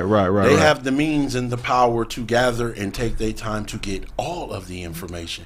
And, you know, what makes it worse is when an individual in which you're working with is feeding them even more information. Right. So this is where this was at. This is how we did this, and this is how we. Stop it, man. Stop it. Like, what part of that, nigga? We cops, they rob. We robbers, they cops. What part, nigga? When did you switch sides, nigga, and start punching the clock as a cop? Right. Your job, nigga, is to figure out the bad guy every day. Nigga. Nigga, we're the bad guys. They're the good guys. When did, nigga, you go from robber, nigga, to cop? Like, nigga, we're robbing, nigga. This is what we do, nigga. This is not personal, nigga. This is what I'm doing, nigga. I am robbing, nigga. You're robbing with me. Right. We are bearing the fruit of our robbery. Right. Nigga, we are breaking the bread, nigga, from our illicit gains. Did you take a deal for 10, or you fought and they gave you 10? You know what I mean? It just seemed like the numbers continue. You know, the feds don't go downward. They continue to go up. They offered my uncle 5. He caught a conspiracy case in the 80s. Right. They found a scale in the oven. He was in Portland. He was selling, keys or whatever. All they found was a scale. Right. He got 5. Right. Then he got out in 96, right back on the hustle, fucking with them oxys, got cracked in 06. Right. They offered him 10. He fought it. They gave him life. Oh, damn. Wow. Yeah. Feds don't play, homie. Yeah, they got you. Feds is a whole different animal. I mean, you know, what was so crazy is because under Booker, for each card in which they had, they had, it wasn't like I had 30,000 pieces of plastic, my nigga. I just had the numbers. Right. So for each one of those numbers is, 500. So 500, 500, 500, 500, 500 plus. We know what you took. This is this and this. So, nigga, it's $20 million fraud, nigga. So, like, so it went from 22 counts down to 8. And so I pled to access device fraud. I pled to 5 counts of bank fraud. I pled to aggravated identity theft. So whenever it all stood back, How do you aggravate a nigga's identity? I don't look at show. Oh, shit, nigga. Like a motherfucker. Look at your hairline, nigga. That's what's aggravated, nigga. It's got to be aggravating not to have one. That's really got to be aggravating. Nigga, mad me. Nigga, your shirt came with nipple rings, nigga. DJ show was ready for you. God damn. Yeah, crazy. So, what was it initially? Wasn't like, because you went back when you got out on bail. Right. Went back to cooking. and got caught again, right? Yeah. So what was that charge? I mean, you know what? At the time, they looked at all of the, I violated my bond. Yeah. So they gave me a bond. So once I went and got me a paid attorney, he was like, look, okay, your guidelines is 108 to 135 months. Those are the sentencing guidelines for me. So they're not going under that. Damn. No matter how many times I speak to them, they don't give 2 fucks, 0 fucks. You're getting this to this. So once you understand and you come to the realization and the finality of, nigga, that I'm finna go sit down, right? Really is there. I'm thinking my kids, I'm thinking my wife, I'm thinking, my family members. So fuck it, because it's not going any other direction. Right. So I'm going back in the kitchen. Right. I'm finna chef, nigga. Let's prepare one last meal for these niggas. You know what I mean? I'm finna prepare one last meal for these niggas. Yeah. So, They didn't add charges from that though, did they? no, man, because they, you know, when they came back, they got 200 compared to 30,000. My nigga, like 200. Yeah. Fuck is Fuck that? the 200. Fuck this nigga. We just finna shoot the flashbangs and go pick his ass up. Right, right. Like, nigga, 200, it's nothing. Nigga, we got 30,000 here. Like, nigga, what is 200 to 30,000? Like, Wasn't so nice that second time. Was it? yeah, oh no, they weren't. No. They brought the wrath of God down that night, nigga. yeah. I'll never forget, man. Them motherfuckers came, man. They had the battle ram look like a tank out front. Yeah, They yeah. shooting shit through there, nigga. Yeah. The house look like a stadium the way they put lights on that motherfucker. Nigga, all of the lights are on the house, nigga. Yeah. Please come outside of the house, nigga. They got the megaphones blaring. Oh man. You know, flashbangs coming through there. You know what I'm saying? So crazy. the second time, there was no polite entry. It was nigga like, fuck you. You ever had somebody recognize you while you was hustling after you had got famous? You know what I'm saying? Like, nigga, that's Yeah. is that? Oh yeah, I mean, homie, the inevitability of, you know, I am who I am, so my face is a recognizable face. It's just not too many just black ass niggas just walking around here every day. Nigga, like, oh, nigga, that's black, nigga. Yeah, You know, so I've never been one to just. I've always been around. You know, I was in Hawthorne. I've always been in the streets. I was Right. never one of those artists to go buy a house somewhere and just, oh, I'm off into La La Land now. Right, No, right. you know, I'm attached to the streets. The streets been attached to me my entire life. So when I went to prison, it wasn't like, hey, you guys need to put me over here. No, nigga, I walked the main line. I'm on the yard with everybody else. I didn't go into air quote protective custody. Right, you know what I'm saying? So, right. man, I'm on the yard. I'm with the homies. Hey, nigga, this is what it is, nigga. You finna sit your ass down for a minute, nigga. Go ahead, let's bust some on, nigga. Straight out. Slide some plates on there. I heard you was pretty strong, man. I'm about to get you in the gym with us, man. I heard you putting up like 225. Oh, no, nigga.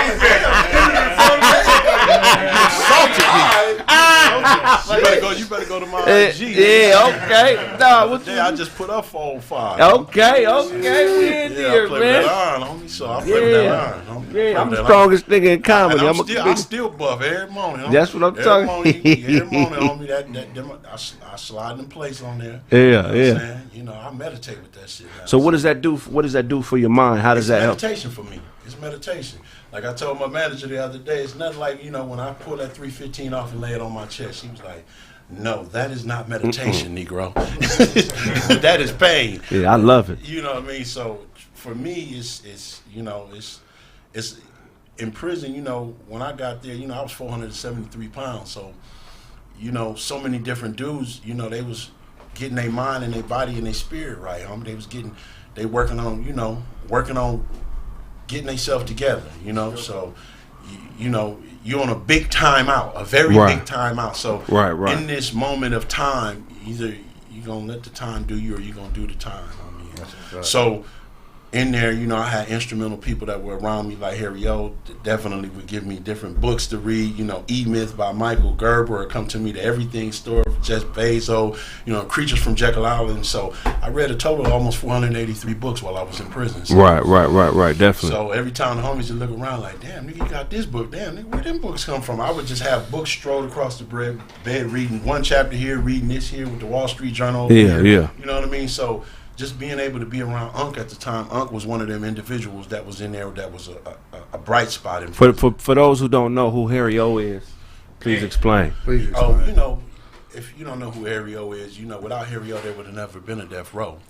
You know what I mean? There would have never been a Death Row. We would have never known the likes of, you know, Snoop Dogg, and we would have never known the likes of Corrupt. We would have never known the likes of Daz. Right. You know what I mean? Superfly. You know, all of the, you know, the Nate Dogg, rest in peace. We would have never knew the likes of all of those most talented individuals here on the West Coast.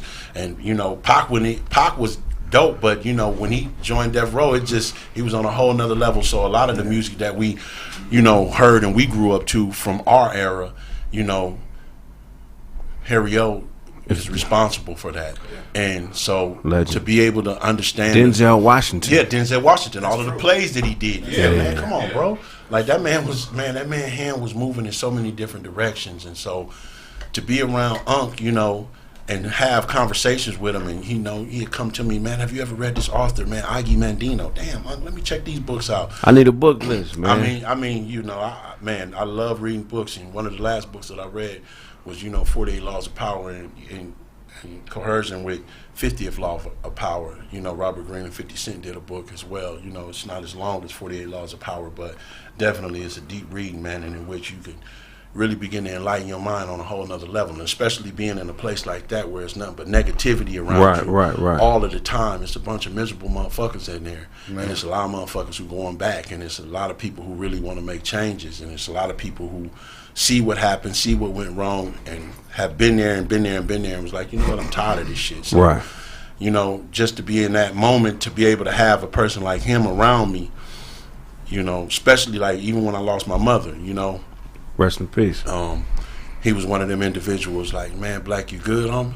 I'm like, man, I'm good, you know, like, you know, shit, it's real, homie, it's real. But to be able to have people around that had an emotional intelligence, not only just was book smart, not only just street educated, but, you know, so definitely shout out to my nigga Harry. Shout out to Harry, yo. We're going to go to a commercial break. When we get back, we're going to wrap up the interview. More with Guerrilla Black, man. Wes. Take like a 15-minute break. This small there. Oh, it's a great interview, man.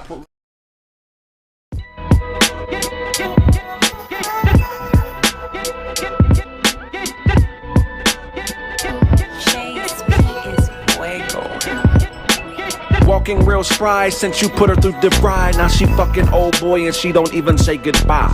Missing old girl and she wants to know the why. But open means open and emotions are a lie. Even if I had a heart, she would serve it with some pie. On a casual encounter with a bouncer over fries. When he give it to you, we gon' finally say goodbye. Cause all I do is eat, drink, fuck, and then say goodnight. I really don't fuck with you. You just cough, bitch? Cause you just something to do.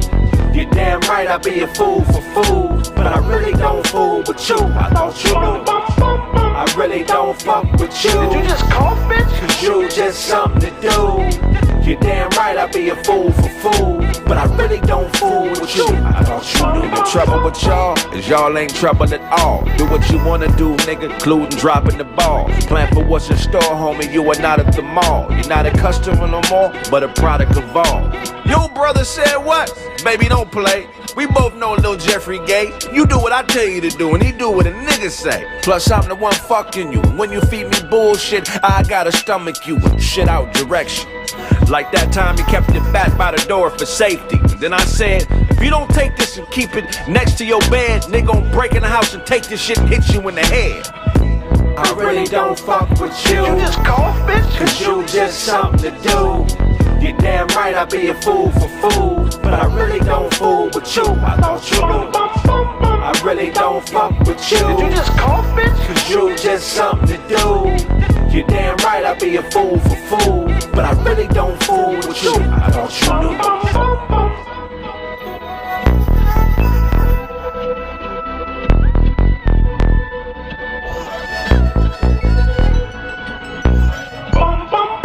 I really don't fuck with you. Did you just cough, bitch? Cause you just something to do.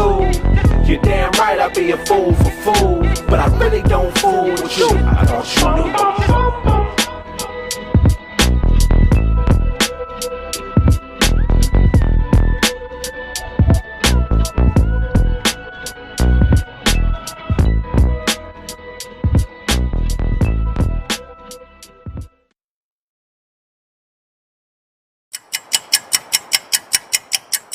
What'd you say, God? Well, you know I know that. But why wouldn't I do what you're telling me to do now? I'm here because of you, Lord. Because of you, I walk by faith and not by sight. Well, exactly. When I was in the penitentiary, wouldn't nobody... Okay. Well, what does that mean to me? Exactly, Lord. Exactly. That's why I love you, God. A personal relationship. Brother, what brings you to our beautiful church today? I've been on drugs my whole life. It's taken everything from me. I thought it was going to help me with my cardio. And I can't stop snitching. Listen, man, I got the dope right here. He got the dope. I see it. Lord, you've heard this man's heart, God. Bless this man and give this brother a miracle.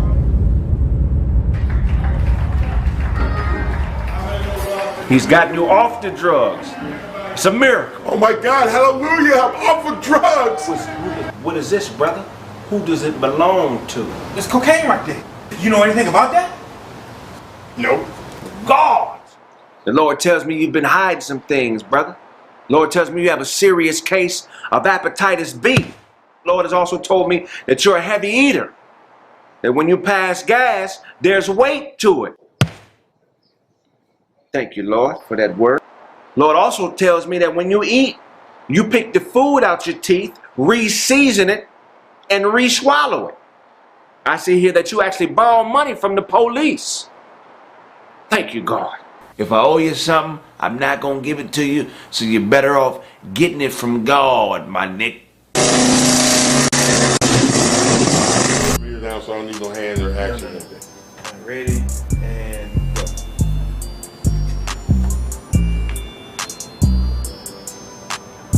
Of hepatitis B. It's the Lord, what you say, God? Okay, Lord has also told me that you're a heavy eater. That when you pass gas, there's weight to it. Thank you, Lord, for that word. I needed to see Eugene the evangelist. I knew I needed to see Eugene the evangelist. I knew I needed to see Eugene, the gangster evangelist. Man, your reputation on the streets is unbelievable. You have no idea what's been going on with me. I've been messing around with drugs my whole life. I'm talking about years. I thought cocaine was the answer. Have you ever seen anybody fat on cocaine? Absolutely not. All right, ready. Hold on and go. What you say, God? Well, you know I know that. But why wouldn't I do what you're telling me to do now? I'm here because of you, Lord. Because of you, I walk by faith and not by sight. Well, exactly. When I was in the penitentiary, wasn't nobody, okay. Well, what does that mean to me? Exactly, Lord. Exactly. That's why I love you, God. Personal relationship. Brother, what brings you to our beautiful church today? First, thank you for seeing me.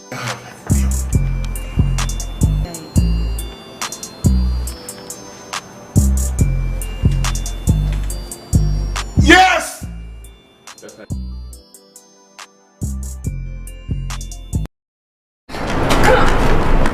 Are you Eugene, the gangster evangelist?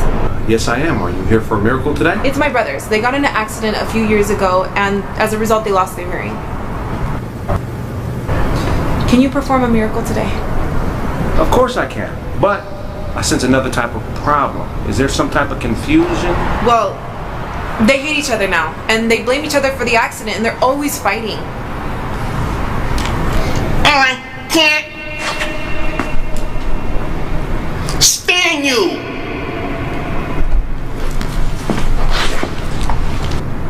I can't stand you.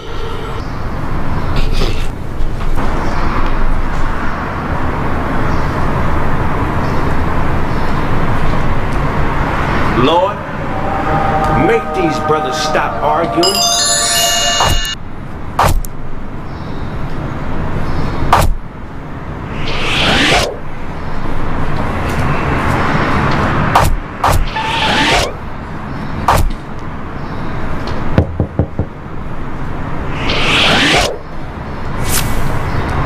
Okay, now that you made it impossible for them to argue, can you please do some miracle and get them their hearing back?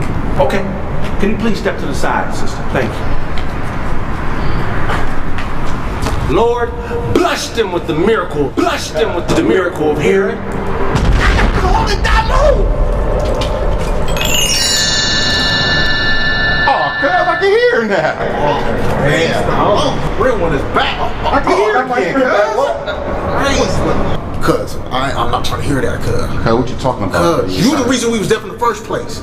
I was trying to tell you, cuz, it was an accident, cuz, but you wasn't trying to listen, cuz, on Brett. Man, that's on the dead we get out right now. What's up? What's up? Lord, you know I don't get down like this. That's not the holy dollar move. Hello?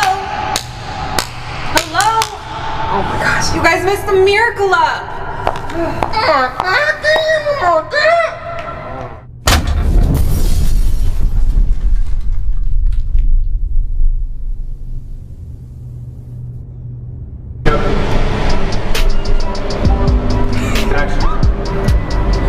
Are you Eugene the gangster evangelist?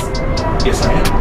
It's my brothers. They got in a terrible accident years ago, and ever since they lost their hearing. As a result, they lost their hearing. Okay. Are you Eugene, the gangster evangelist? Yes, I am. It's my brothers. They got in an accident a few years ago, and as a result, they lost their hearing. Wow. Okay.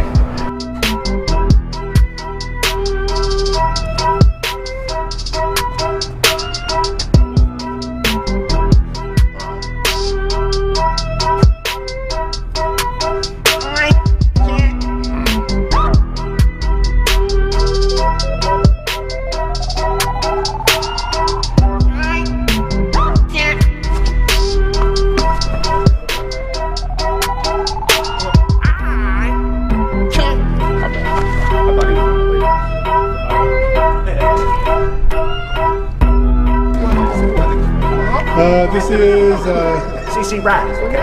promo for Kraig, Gangster Evangelist, and go for it. If I owe you something, I'm not gonna be able to get it to you. But if you want it, you can get it from God, my niggas.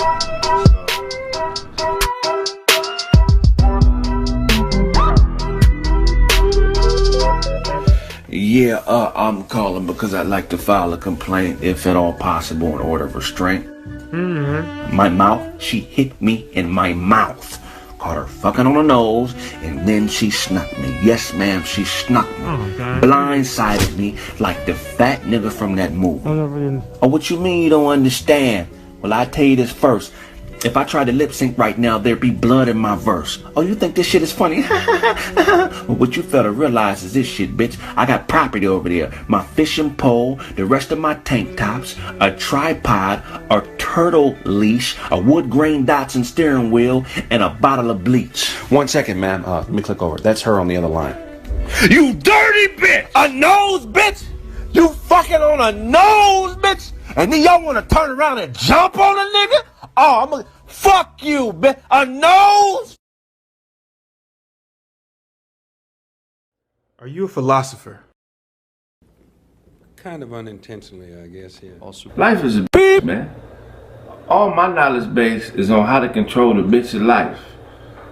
That's the only woman that is fucking with you and everybody else. And if you don't control her, she gonna run right over. Shut up, bitch! I said pancakes, bitch, okay? Turkey bacon is cool too, but I need pancakes as well, okay, bitch? That's all I'm saying. You see I'm over here doing an interview. I know you probably got a nigga, whatever, just pancakes and turkey bacon, bitch. And I mean, you gotta control life. Cause everybody's fucking with her, so what makes you different?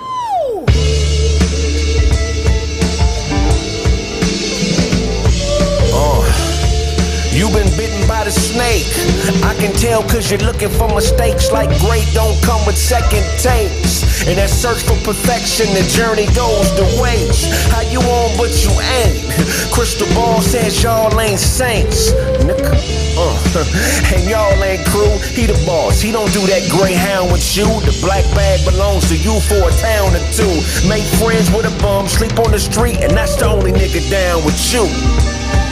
Cause you all you got. Preacher man can't do it, nigga, call your shot. He done brain fucked your girl and now she bringing them all you got. Breaks that label of sinner, now your balls is chopped. But once you believe in you, then it's all to stop. Killers, cutthroats, and scoundrels, you keep a lot of niggas around. A circus over there and they waiting to clown. Cause you lost what they found. Killers, cutthroats, and scoundrels, you keep a lot of niggas around you. It's a circus over there, and they waiting to clown you, cause you lost what they found. I only know what I know. Sometimes I fall short when I'm slapping a hoe. Mother told me hit back, father told me get strapped. So when they come swinging, all you need is click clack. Them hungry niggas will extort you, they almost forced to. How you in Rome and ain't talk to Caesar? Them West Side niggas gon' check your visa. Yeah, no stab, that's a crab. Can't run with a Charlie horse, unlit lamp. Plus that bitch, she with them niggas, all shit snap. She done turn your hotel into a Target trap. They might as well take your bread, but hopefully they leave your head. Another Louis bag and we left for dead. It's group economics, dog and sled. If we don't pull for each other, then there's trouble ahead. Killers, cutthroats, and scoundrels. You keep a lot of niggas around you. It's a circus over there, and they waiting to clown you, cause you lost where they found you. Cutthroats, killers, and scoundrels. You keep a lot of niggas around you. She looking for a layup. I could tell cause when she talks, she don't say much. And she used to be an A-cup. Got a new body from the waist up. From a set-up bitch to a set-up miss. She like a drug dealer cause she set up licks. And she halfway conscious. Hotepping in this halfway nonsense. How the fuck are you the real McCoy when I meet you with the truth but the vibe is soy?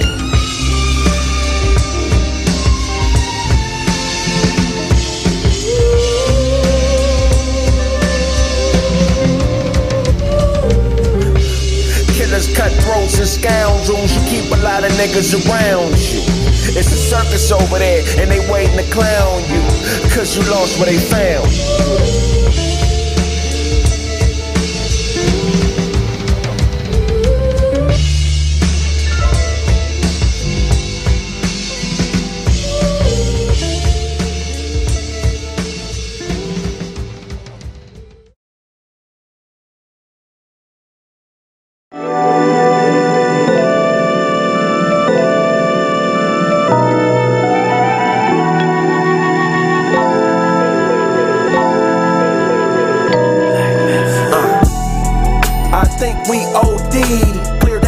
Some trees until we OD. I might move a little fast and didn't plant no seeds, but I'm man enough to say that we OD. I think we OD'd. Clear the air like some trees until we OD. I might move a little fast and didn't plant no seeds, but I'm man enough to say that we OD. When I buy it, you buy it, but ain't nobody selling shit. Jealous of the fetishes when ownership's the medicine. Do the things that boomerang so you can leverage it. Shit gets hairy, be a wig and get ahead of it. Miss you, say you bored, we not on one accord. Arguing and fighting, damn near mopping up the floors. That lesbian sex shit ain't free. She gon' have to pay you, cause you got to pay me. And we keepin' this in order. Can't be a dime without the rest of my quarter, cause I'm never there, sorta. Before me, it was a bunch of weird niggas around you hobby shop till I broke the board, I'm karate chop. And I'm really not into violence, interpretate the silence as prizes. And I'm really more into vibing, you perpetrating Simons or Hymens. I think we OD'd. Clear the air like some trees until we OD. I might move a little fast and didn't plant no seeds, but I'm man enough to say that we OD. I think we OD'd. Clear the air like some trees until we OD. I might move a little fast and didn't plant no seeds, but I'm man enough to say that we OD. My neighbor Dan lost some weight, but he ain't came too far. Hit that alarm 1,500 times a day trying to show you his car. And we both know he's proud of it. Go off and dance some of that clam and watch him chowdery. Cause you could be with the miss, but without a bitch. The with is the money and without is the glitch. You're paying her to leave, if she breathe, you should trip.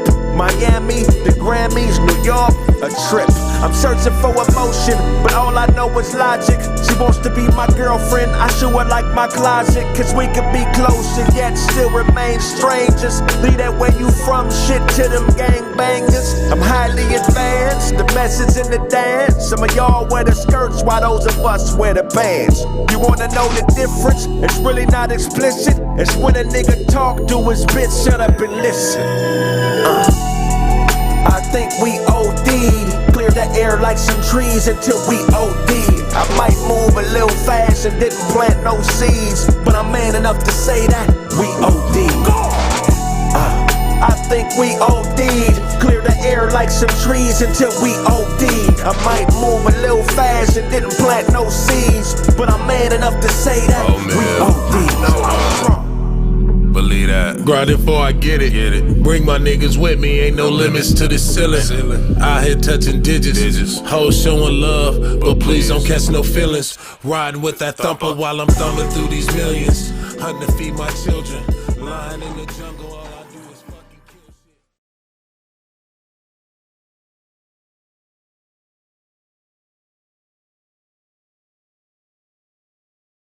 Guess what, y'all? I have a new product. It's called the 6ix9ine Snitch Finger.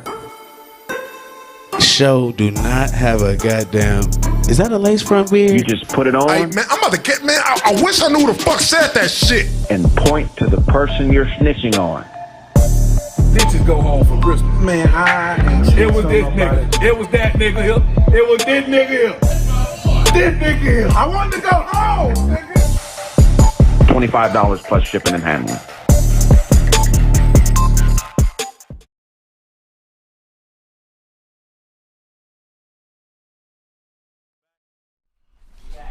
We back. Welcome to Kraig Facts. Look, man, I want y'all to know that this show was sponsored by BetterHelp. BetterHelp is a. Hold on, here we go again.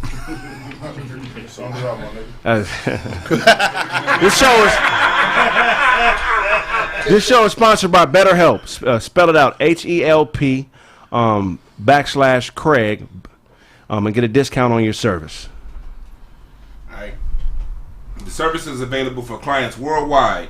The service is, you can log on to your account anytime and send a message to your counselor. You'll get timely and thoughtful responses. Plus, you can schedule weekly video or phone sessions, so you won't ever have to sit in an uncomfortable waiting room with a traditional therapist. BetterHelp is committed to facilitating great therapeutic matches, so they make it easy and free to change counselors if needed.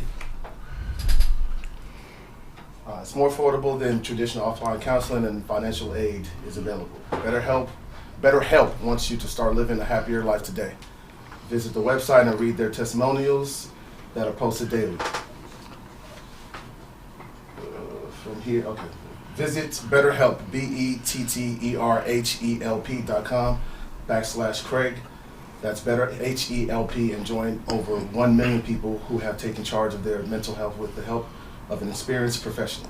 In fact, so many people have been using BetterHelp that they have been recruiting additional counselors in all 50 states. Okay, I'll read the last line. This podcast is sponsored by BetterHelp and KraigFacts. Listeners get 10% off their first month at BetterHelp.com /Kraig. Again, BetterHelp.com /Kraig. Look, if you're having problems and you need somebody to talk to, call BetterHelp, man. I don't want people out there killing themselves or going into deep depression because you don't think nobody give a fuck about you.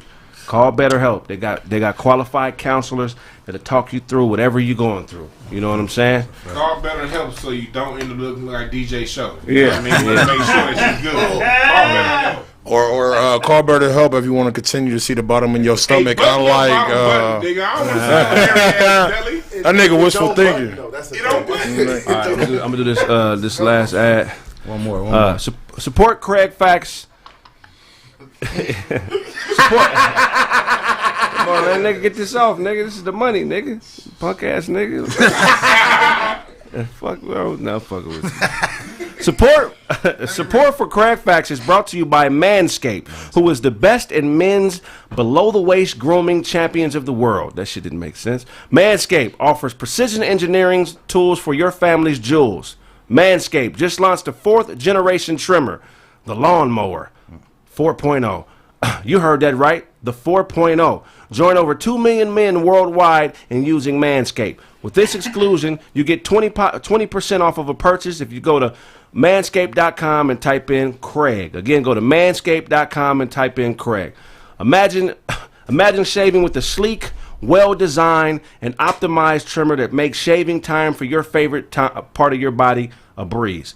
I'm one of the first people to try the 4.0, and I'm blown away by its performance. The craftsmanship and details on the 4.0 are next level. Bam, bam, bam. Okay, you go ahead and read from a Lawnmower 4.0 down. The Lawnmower 4.0 even allows you to customize your trim through additional guard lengths with sizes 1 through 4. Did I mention wireless charging? The new wireless charging system uses electromagnetic induction, which can help the battery length last longer. Men, if you've been shaving with the same nut trimmer on your face,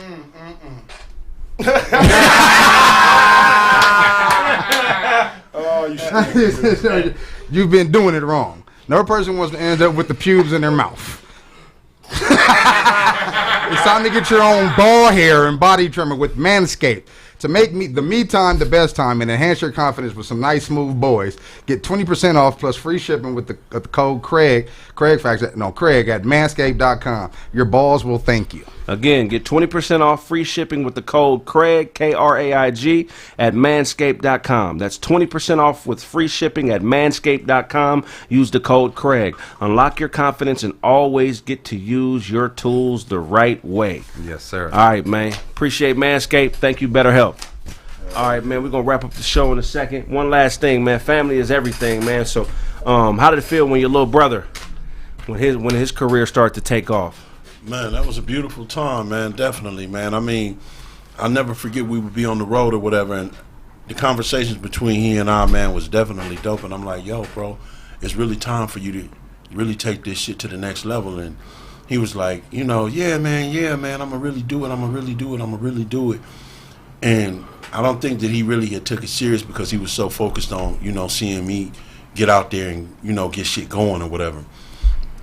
But when we got back up off of, the road for months and months and months, he just started rhyming and shit. And I was like, yo, bro, I really want you to take this shit to the next level. And so the critiquing between he and I, and to see where he went stylistically with everything and the beats that he was choosing and the way that he was harmonizing on records, it was just a beautiful, beautiful thing. And so for him to be able to go into the situation, with my boy, God bless the damn nigga, Pop Gates, and be able to cultivate that whole situation, which ultimately led to a record deal, and him to be able to drop that single at the time, and Felly Fell definitely with his support.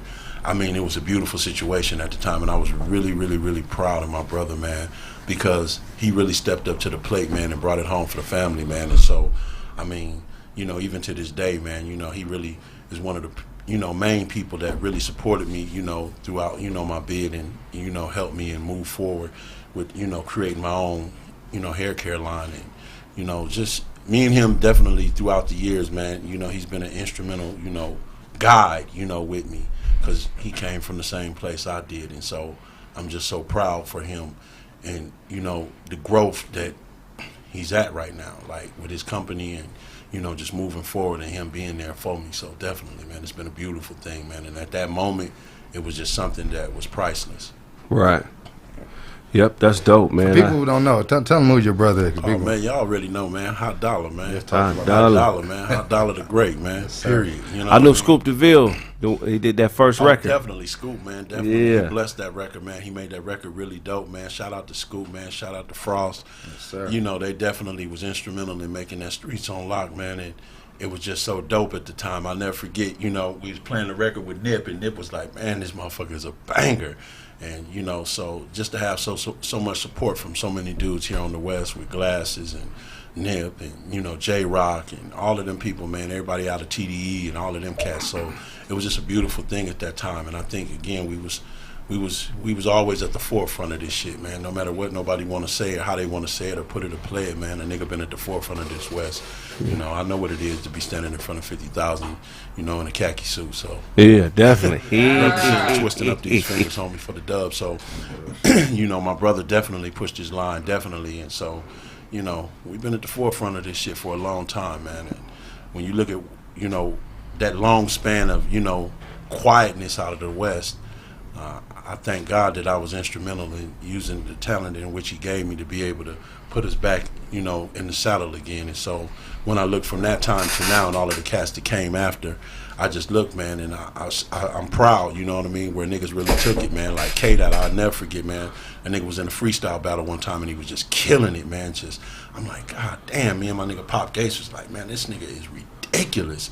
And, you know, so just to be around all of them cats and to see where they took it, man, and, you know, Nip the Legend, you know what I mean? So, I mean, just to see where he took it, like, god damn, like, right. Niggas just, you know, open up that, crack the door, man, and niggas kicked that motherfucker through, like, boom, yeah. Knocked the bitch off the hinges and just took it to another level to where I still look up like, god damn, man, like, the talent in which they came after us. Yeah, man, shout out to all them cats, man. All right, man, we're going to do one more last segment in the show, man. Last week's rap battle, man, I felt like it was a classic, man, so go ahead, man. Show them your shirt, man. Tell them what it say, man. I'm going to put it up on the site if you want to support. That was Show's hotline from the battle. The mic is in front of you. Oh, yeah, this 1-800 not dressed right. So if your opponent not dressed right, you know what I'm saying, you go ahead and remind them with this shirt. Yeah, that'll be on the website soon. Ty, show them your shirt, man. Shit.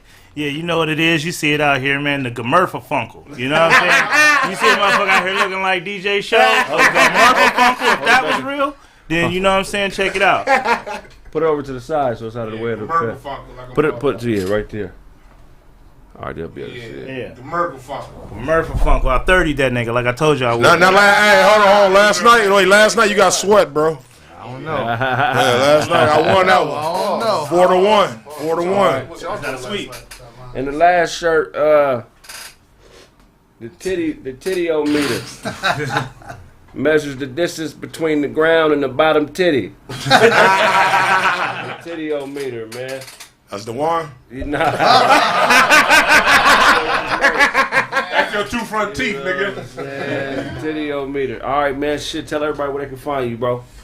Definitely, man. Y'all can go to @official Guerrilla BLACK, man. @official Guerrilla Black, man. I got a lot of hot joints just coming out, man. One of the first ones we dropped, man, was 631-74112. You know, that's my Fed register number. You know what I'm saying? Y'all know what that is. Yeah. For all them niggas that really been in the Feds, nigga, that's 63. Yeah, that's 631. Y'all know the 9th District. Yeah. So definitely go check that out. I got Volume 2 out, man, and we getting ready to drop some visuals, man. So definitely, you know, I got 40 in the can, man, and I'm, you know, gearing up to do another 60 records. So I'm from the old school of shit. Niggas, you know, cut 100 records, man. You know, it's never a week, you know, me and Boss Lady not up in there grinding, definitely. So definitely, man, I definitely want to thank everybody that's been supporting me for all of these years. And Boss Lady has been instrumental, man, in just rebuilding, you know, the whole structure around everything with my brother, with my man Wafu, with my man Boosie. And, you know, we just moving, man. We grinding, you know. And again, you know, y'all definitely gonna hear the music, man. Definitely. It's on a whole nother level. Man, I can't wait. I can't wait. You can always come on the show and play. We got an album release show, too, so anytime you want to release music, you're more definitely. Definitely. We will be back. We definitely be back, man. We can have a listening party up in here. You know, y'all roll up some of them old blunts. We can smoke. Definitely, man. Definitely. Y'all can smoke some. Definitely, I want everybody to go out as well, man. And, you know, go to my, my site, man. Hair Gods Inc., you know. Niggas, you know, if you all the way gone, nigga, it ain't gonna bring you back, nigga. Nigga, if you waiting at the bus stop, show star Rick. He was rich at the bus stop. But definitely, man, you know, that shit like it hurt. Fuck out of here, nigga. Like it hurt you. Hey, you better stop. You better stop. So definitely, man, y'all go, you know, check it out, man. You know, I do my own hair oil, man. I created, man, you know, we created this over 17 years ago. So definitely, this will get your beard back right. You know what I'm saying? Maybe, you know, your baby mama got some braids.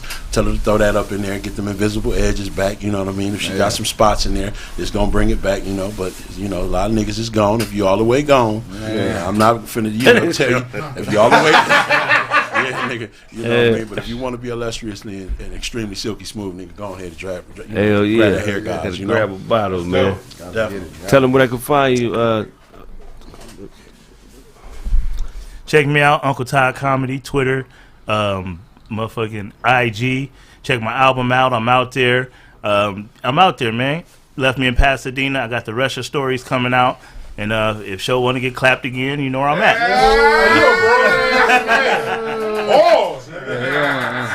I don't like that clapped again shit. Yeah, I ain't like that shit either, bro. Y'all know who it is, Mr. _ Duncan Hughes, man, on the IG. Fuck with Sapiosexual right now.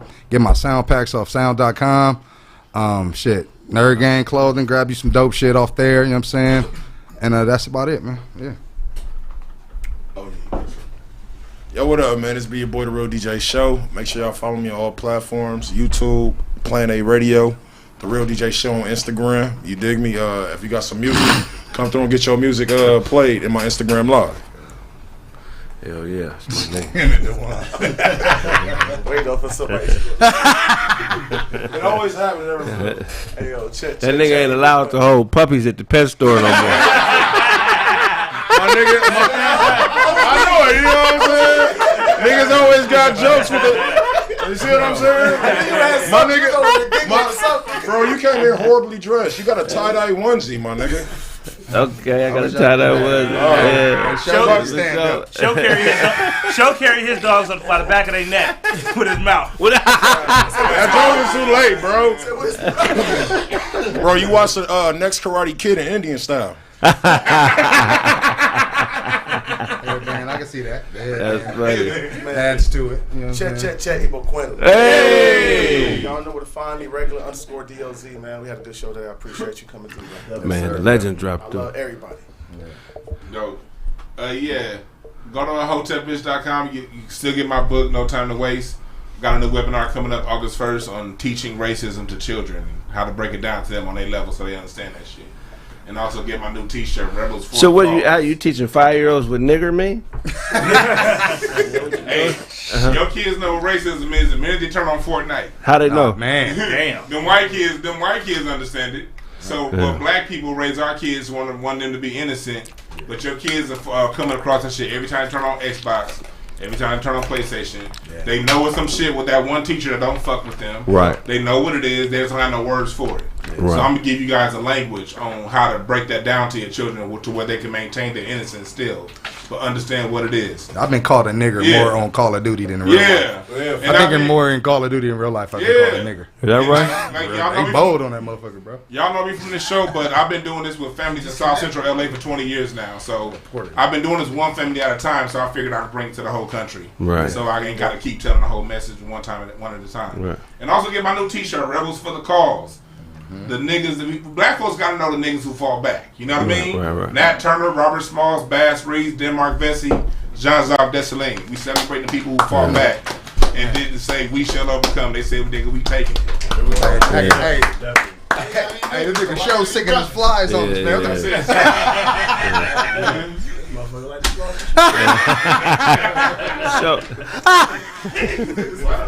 So you've been taking your you've been taking your D-worm medication, D-worm.